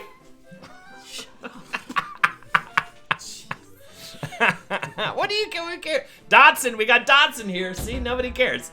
I started DJing at 13, and it was much different then. Lots of comments that were homophobic, hateful. I loved what electronic music represented, that freedom from that, but it was such a massive difference how mainstream it has become. It's great, but it didn't matter. Even if the mainstream, they would have made fun of you. All right. Oh, I did great in elementary school. I was just bad, and I have this vague memory, and maybe it's just like maybe I created in my head, but I have this vague memory of every girl in my kindergarten class wanting electing to be my girlfriend. Oh, okay. Like I killed it in kindergarten, dude. I fucking ripped it open. Elementary school too, just had a great time. Really good friends. My best friend Randall, he was awesome. We would play act scenes from Die Hard, which I'd never seen before, on the schoolyard, where we literally just used this as an excuse to curse as much as possible because we just thought that's what action movies were. He also got me really into Young Guns 2. Yeah. Remember Young Guns 2? Yes, I do remember Young Guns and Young Guns 2. Yep, he got me really into that. It's more my generation than yours, honestly. So funny. I was just kamikaze. I was way too deep in my addictions to date. I had my first heartbreak freshman year, but after that, I was off and running until 2013. That's not funny by any means, but dating-wise, I was off and running on some crazy adventures of me versus the world. My dating life is basically non-existent, yeah. All right, I hear that. Okay, we made it. We're caught up. Let's sing some songs. We've got a toast and a song for I don't really play video games. I'm going to start without Jeff here and just say, I don't really play video games. The most easily toastable person ever. Thanks for the support you bring to this channel on like so many different levels. It's so great. I'm glad you're getting work again, but also I miss you when you're gone because of that. So thanks for being here. Thanks for being such a bright light in this wonderful community. A community that I feel like is low-key one of the more spectacular ones that exists, like in the Twitch space and in general, and you're such like a beacon of it. So thank you so much and cheers. I don't really play video games. Of course, for that. Yeah. I'm gonna move this plate while you give your toast, and then your choice. We're gonna sing a song. I got something for us. All right, cool. Yes, I don't really play video games. Yes, the person who I would build shelves forever for. The you are really one of the most like, I don't know, like conscientious. Not conscientious. That makes sense. I feel like this naturally kind and generous and just like thoughtful people I've ever met. It's like I feel like there's you're effortlessly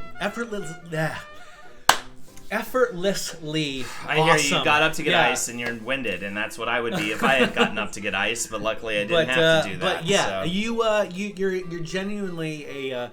Just one of those people that I'm glad that I met this person. And it's like you come in here and you back us up all the time, and yeah, you're worth getting out of breath for. I'm so jealous of, like, I see those like touring comics getting their IVs in the morning. I need that, actually. I need the IV, I think. Yeah, we do need life alerts.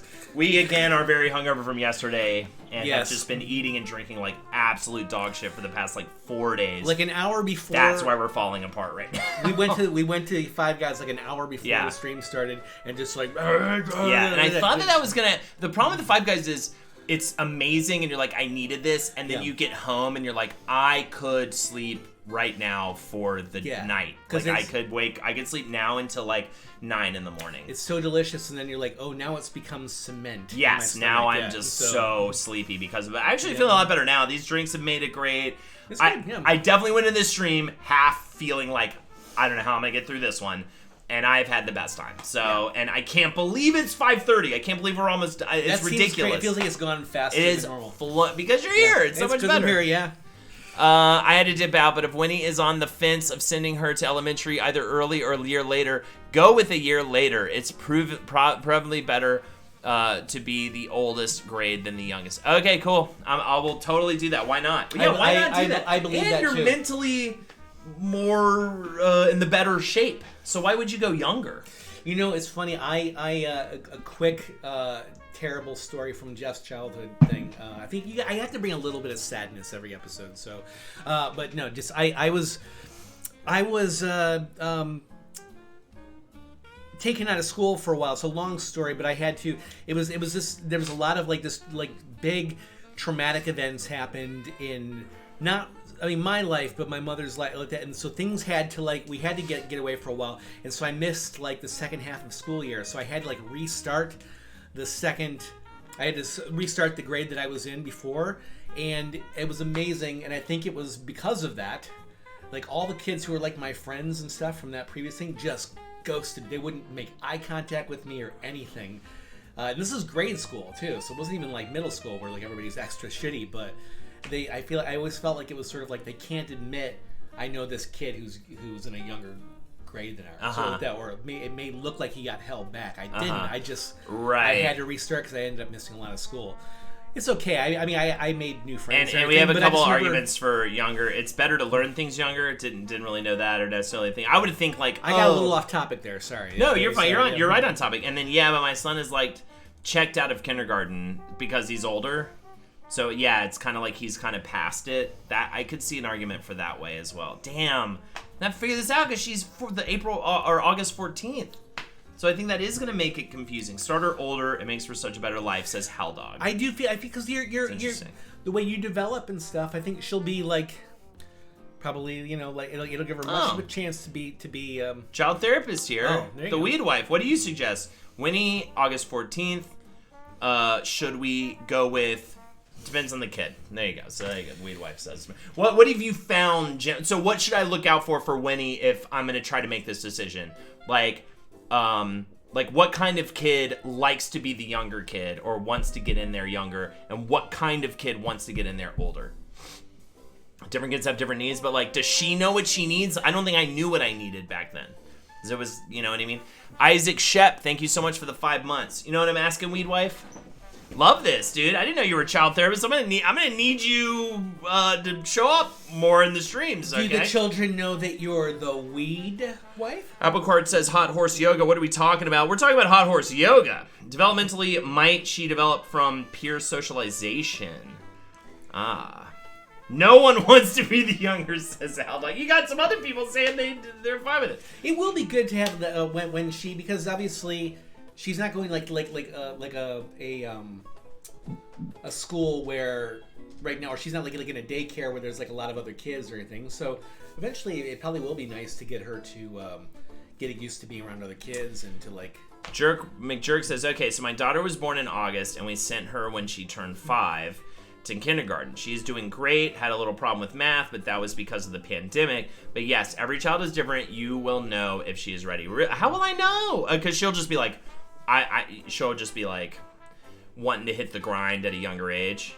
She's so friendly. Is it hard for her to explore sweet, or play independently? A little bit. She kind of likes to have company when she. So you're saying, would that be a sign that she should go in younger? She is having a little bit of it is a little bit harder to get her to just like play on her own. Like she really likes to have someone interacting with her. Thus far, I've found for sure. She is social. You would admit that, right? Or you Hell would... yeah, definitely. She loves an audience. And she is like instantly sort of like curious and friendly. Yeah. Agreed. She really seems very alert with like what's going around her. Right. And and this is a sweet kid. You finished your toast, right? I did. Yeah, I kind of trailed off, but I was just talking about how I don't really play video games. We love you out of play video games. Cheers. So, I like to go into a little more of a story, but that time I just felt like just talking about your awesome. To me, that says that's an area for potential growth. Then she enjoys socializing, which bodes well for starting early. Okay. Interesting. This is very good. I love this. You guys are so helpful. Weed Wife. I know, right? Unfortunately for you that you told me that, I'm definitely going to be like hitting you up for info and advice all the time now. That's amazing. Any good accountants in chat? Because I could use one of those. Yeah. Hey, I wish I could hook you up with mine I have the networks accountant now. Okay. Love this guy. I'm going to. I think we're gonna need one in the next. This next text. All right. I'm a bad accountant, says Caldame. Fantastic, Caldame. Thank you. Look at the areas where you would want to encourage some growth for her. Okay. That's cool. Yeah, and I think independent play is one. And right now, she is just not sleeping through the night yet. And it's driving me insane. Mm-hmm. That would make my life so much better if she would just sleep through the night. And I'm not even the one that gets up, really. Lexi is. But if my partner is, is affected, I'm affected. Okay. You're supposed to sleep at night, not the DJ. All right, you got a song for us? I do. I want us to do, and I think Lindsay would approve of this, because normally this is a go-to of ours. Okay. But we are going to do I've Had the Time of My Life from Dirty Dancing. I will do the woman's part. I will do the part that normally Lindsay does, because I really want to hear you hit that Bill Medley. I feel like that's oh yeah, that's your world right there. We will not do the jump. That's fine. No jump will happen, but yeah, we're gonna get this going here. I want to see if I've learned enough from. Oh wait, hold on, no. I had the wrong thing set up here, right? Boom, boom, oh, boom, boom. Skeleton there.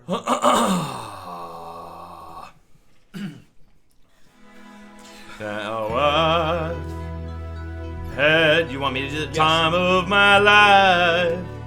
No, I never felt this like this before.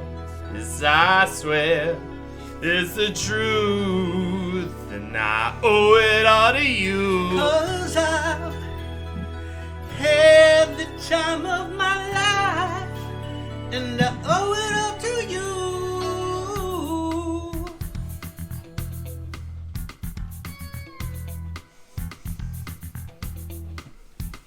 I've been waiting for so long.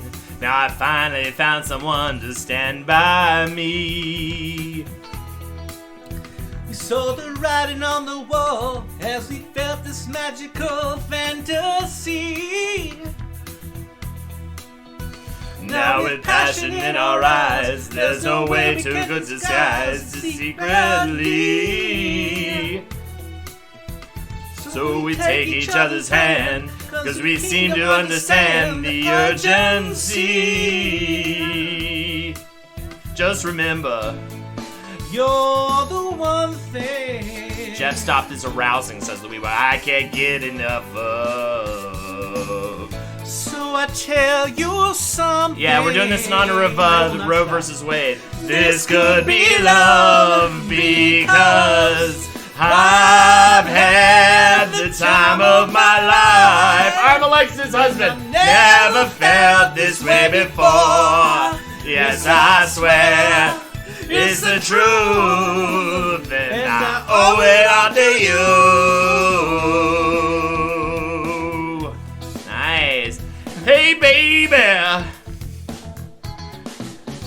With my body and my soul, I want you more than you'll ever know.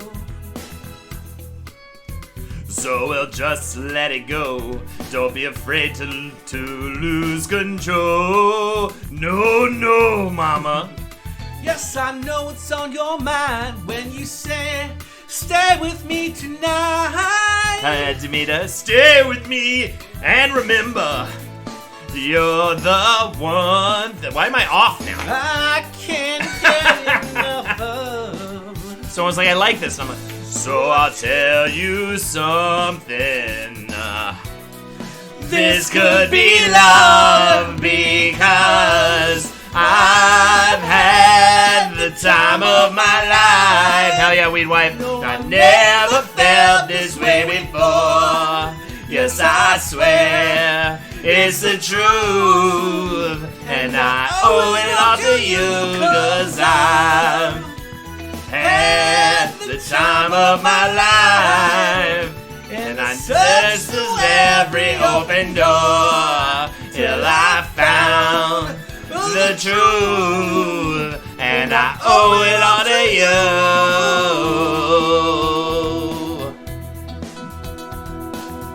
Hell yeah, Hal Dog.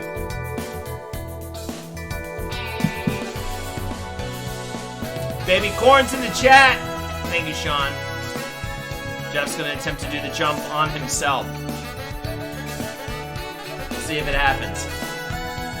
See if he can catch his own body in the air. It's a magic trick. I know where my breath is going. We're so old. Horrific.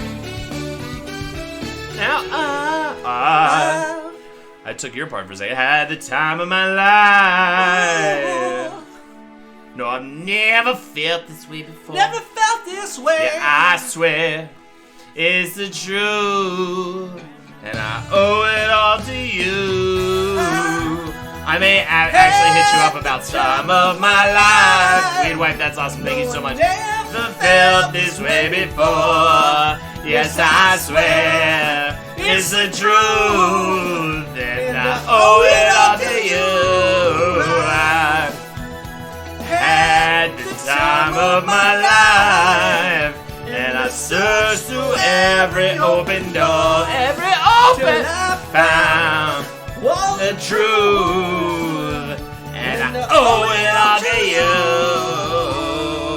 actually know someone that lived in somewhere that There we go. that didn't know allow dancing at one point. That's amazing. We're not going to be doing Sweet Child of Mine. Auto plays on, I think. Yeah, Okay. we're turning that off. Not doing the song. Thank you to Lindsay, who normally does the role that I was doing and does it much better. And but I learned some things from you. I think we definitely can agree with that, Hell Dog, which is why I'm only going to have one, because I just want the oldest and the best. So there you go. And that younger one, I don't want, it's like, I don't, I already know I'm going to call them like Brick or like Bleh. I'll probably call them Bleh, Just be like, hey, little Bleh, you know what I mean? That's what they'll get used to. All right. Middle children are always the worst. Law, yeah, absolutely. Marsha. Here we go. We're having the thank you, Kamikaze, for the dono there. We're having the smoked cherry motherfucker tonight. That's mezcal, lime, fresh lime juice, cherry hearing, agave nectar, cayenne pepper, 2 parts mezcal, 1 part fresh lime juice, 1/2 part cherry hearing, 1/2 part agave nectar, dash of cayenne pepper. Oh, these are good. Stir with ice. Oh, I realized I didn't put cayenne in this last one. That's fine. But that's okay. No, I mean the slides are really good, and I came in to say the drink is really, really good. What's that? Oh, nice. I love it. You came up with it? Oh, It is. I did. Okay. Yeah. It is a Jeff invention. Let me. I wanted to do. Holden requested another mezcal drink, and I wanted to do something. No, I'm a younger. I'm the youngest of 2. Cool. Yeah, it's really good. I love it. And Lexi has a bunch of siblings, but also is weirdly both an only child and a I'm second middle out child. of 5. I'm my mom's only one. yeah. So it kind of gets best of both worlds, right? I would love to share my mother with someone else. Yes, that would actually make me feel better too if you had Here comes the one Kelsey. other person on the hook, because I definitely, going into marrying Lexi, had to definitely be like, and that will also be a part of it. She has a colorful mother, we'll just say. Yeah, I had a dream actually this morning when I was like having fever dreams. I was so tired, and I dreamt that we were at my mom's house and trying to find her, and then you were trying to buy a house, but because we are married, she somehow messed up my credit, and That's just, I think, a real thing that happened. Yeah, probably. you couldn't get approved for something because she kept racking up credit card bills. We could swap moms. Happy to swap moms. By the way, the Weed Wife is a child therapist, and we've been talking a little bit. Some free and therapy. We can maybe get some free advice too from Weed Wife, which is great. Oh, that's awesome. Yeah, you just made the biggest mistake of your life, Weed Wife, letting us know that. She just did the coolest thing. So she's in there eating strawberries and salmon, and I focused on the salmon first, and then I added the strawberries over to the side. Well, she kept getting salmon in her strawberries, and then she just started separating it. She was separating out the salmon. Isn't that kind of smart? That's the thing. Winnie is so developmentally ahead on certain things, and then she's when really it comes good to dexterity and when it comes to walking, crawling, those sorts of things, and feeding because she's on the smaller side, and the sleep issue, that's where she's kind of gets caught up. But she's so smart. It's sometimes I'm just that's did a you milestone. intend to do There you that? go. Oh, really? That's cool. That's so cool. She is so brilliant, and I love how social she's already become. going to be a contortionist. I used to. Legs are always behind How is this stream almost over? Okay, $20 from Demon Whiskey Nick. Both of you sing your choices and give me a toast and a roast. Your choice for both. 1, do a toast. 1, do a roast. Endlessly editing and writing and laughing. Hail your community, you fuckers. And Kamikaze Mixtape on the subject of our crazy award, Lost Years of Our Life.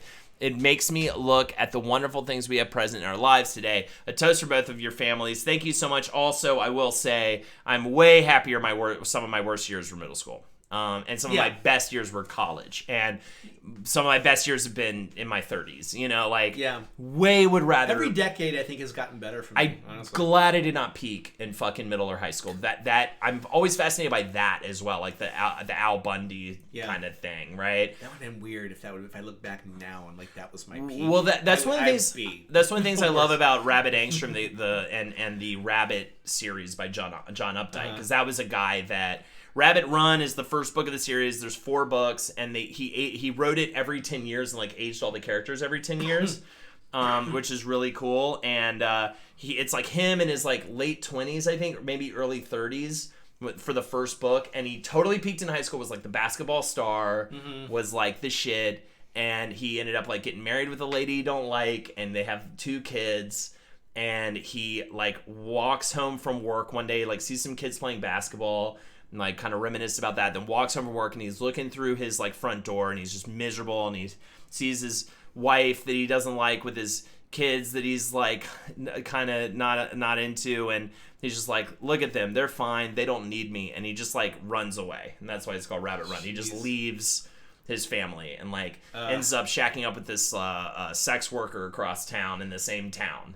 And just kind of like pieces out, and he's such like a anti-hero kind of guy, but you get really invested in the story because it's so well written. You've intrigued me. I love those books. I became obsessed with in college, and I do want to give them a reread. I love those books, and like he wrote them, like I said, every 10 years, and he would like really apply the time period because that was like he wrote the first one like in the 50s, I think, this late 50s. The second one is Rabbit Redux. It's in the late 60s. So, like, all the civil rights stuff and the hippie movement and stuff, like, that's all in that book.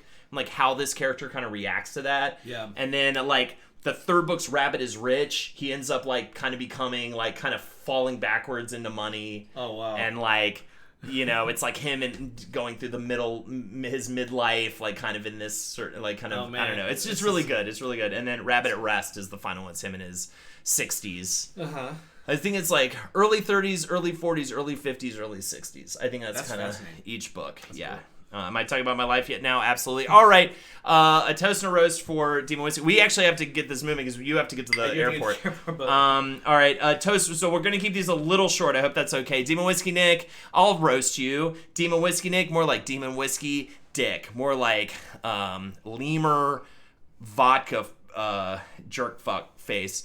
You are undateable by a dog's standards. And I think that your face is fucked. And your eyeliner's a little off today. Cheers. Oh, shit. Now you do a toast, because I did a roast. All right. You know what? If a train was going from New York to Chicago and traveling at a velocity of 98 miles per hour, and then accelerated for the first 3 miles, accelerated 3% each time, and then for the last 3 miles decelerated by 8%, and then eventually for the last like half a mile increased that to a further 30%, and then you left New York originally at 7 a.m. What time do you reach Chicago? And how fucking awesome is Demon Whiskey Nick? Cheers. There we go. Love it. All right, here we go. We got 2 karaoke songs. Here's the first one.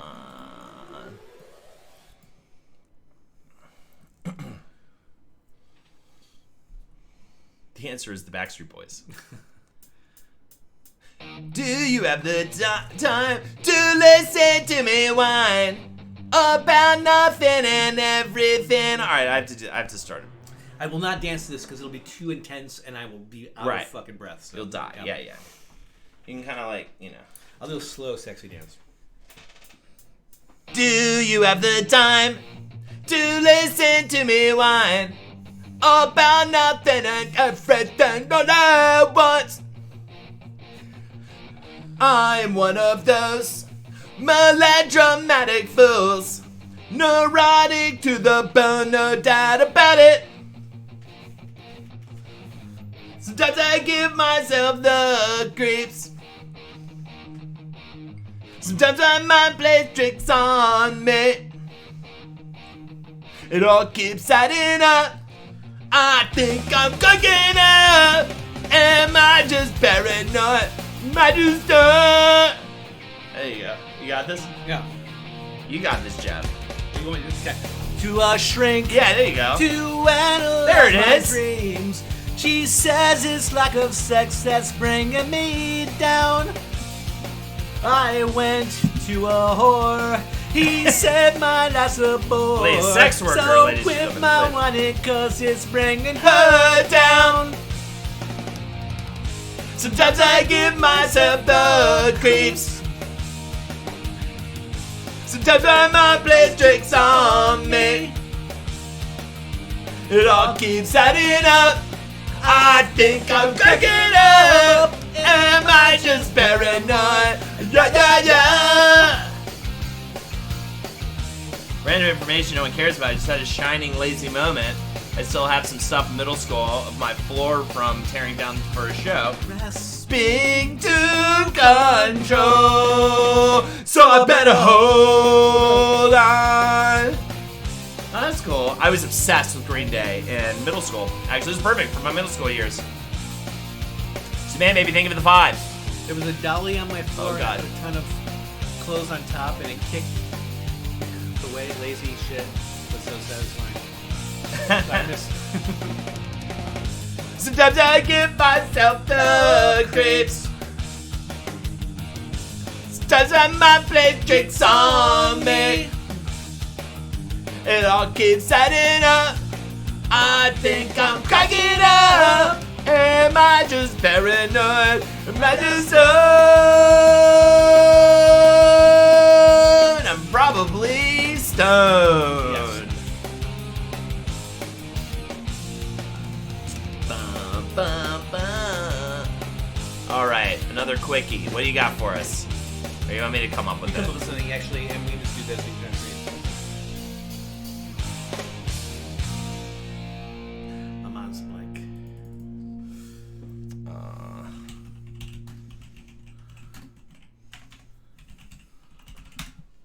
Oh, here we go. Okay.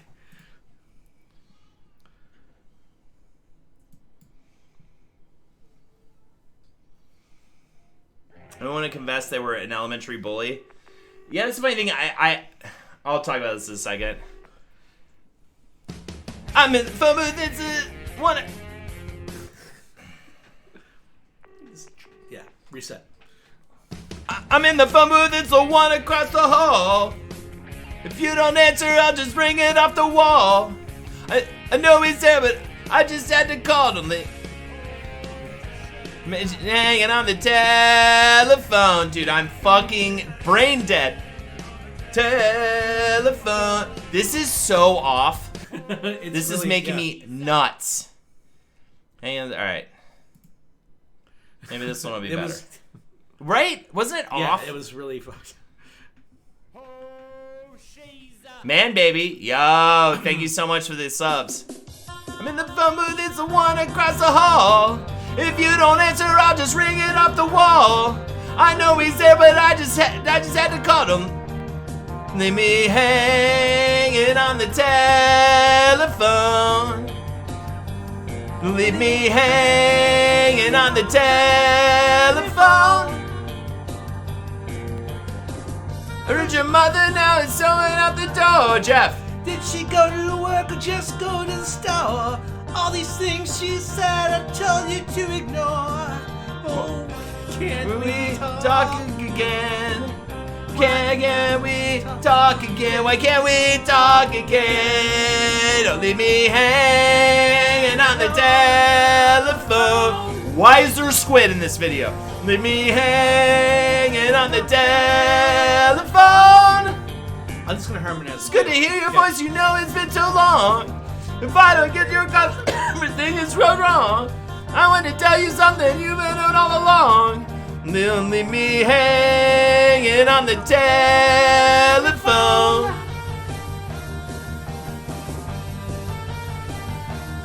We don't get a chance to like harmonize Right. anymore with the Switch, so I'm just gonna like harmonize with you. You take the lead. Go for it. Yeah. It's also hard the way the words pop up. It's Yeah. more challenging, I think, for you. Yeah. I had to interrupt and stop this conversation. Your voice across the line, it gives me a strange sensation. I like to talk when I can show you my affection. Oh, I can't control myself. No, I can't control myself. No, I can't control myself. Don't leave me hanging on the telephone. Hang up and run to me. Oh, hang up and run to me. Oh. up and run to me. Oh, hang up and run to me. Oh, hang up and run to me, you fuckface. You jerk. Unbelievable. Nice. Unbelievable. All right. Well, shit, we have anything else, or we? We have a couple of quickies, and we got to get Okay. out of here. Yeah. So, This is Kamikaze really- Mixtape. A toast for both of your families. Goddamn, I know that's a good goddamn or bad goddamn, but thank you for the goddamn. I'm sorry. Yes, Kamikaze Mixtape. Actually, yes. Or no, Kamikaze. Fuck face. Kamikaze Mixtape. Cheers to you and your family as well. And you're the best damn DJ in the business. Everyone follow Kamikaze Mixtape. You're the shit. You know it. Thank you so much for the donation. I'll give you more toast time next time we do this. Cheers. Yes, if I ever needed a really, really like a good firm slap across the face because I'd done something inappropriate or had said something stupid or embarrassed myself or loved ones in any way, yours is the hand I would want slapping my face. Man, baby. It is a lovely hand to be slapped with. Let us all remember that. Kamikaze Mixtape. Oh, also, thank you to the anonymous person that gifted 5 subs just now. Cheers. Greatly appreciate it. And thank you, Wayward Weasel. She's a man, baby. Oh, love you, Holden and Jeff. Thank you so much. Greatly appreciate it. All right, and Sean, thank you. Currently moving house, and your streams and podcasts are keeping me going, man. Cheers. Thank you. Cheers to you, Sean. Greatly appreciate it, my friend. You're the best. Sean, And, yeah. You get 5 awkward pelvic thrusts. There you go. Okay, awkward though. 1, 2, 3, 4, 5. Kaldame, cheers to you. Have a safe trip home, Jeff. Thank you so much for that. Thank you, Kaldame. We owe you one. I'll tell you what. Hey, let us know next time we do cocktails. We'll do a karaoke song for you as well. Cheers. Thank you. Lindsay, my love is back. I will see you tomorrow night. I can't wait. So when you get home from school. All right, he's got a flight to catch, so we got to get out of here. We've been out of breath this entire time. We might as well call this out of breath tales. We're awful. We'll and exercise. Be ready for next week to do a proper stream. Exactly. I think I might raid Geekly. They did Drunks and Dragons. Great time. Man, baby. Yo, thank you, Microscope Guy, for the gifted subs. You rule, dude. Also, I believe Microscope Guy, you were the one who donated so much to Julia Johns' Money Pit stream. She reached her goal, and we're the top donor, and it's largely because of you. I threw $100 extra on that, so we donated $650, and we were the top donor for her GoFundMe. All right, let's get out of here. I'm going to raid. I think I'm going to raid Geekly Inc. It's been a hell of a time being here with my friend Holden. Yeah, live dude. in person for cocktails. I'm gonna miss it, but we'll be back probably next week with a. I think we're gonna do a back-to-back. Yeah. So there you go. All right, Thanks, everybody.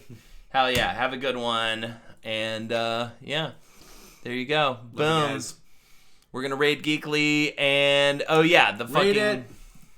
Did I get rid of it? No, I didn't get rid of it. Hold on. Oh wait, I did that wrong. Okay, hold on. I'm gonna fix this. Raid Geekly Inc.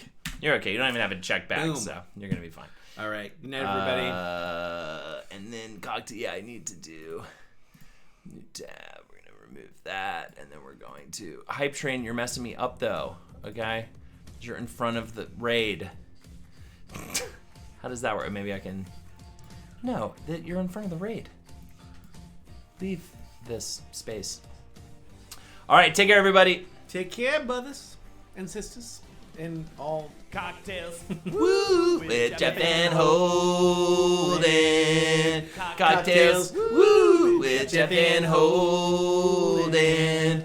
Cocktails. Woo! With Jeff and Holden. Making cocktails for you. Making you laugh. Making you blue. Why'd you make them That was the best harmony of the little bit. Cocktails. Woo! With Jeff and Holden.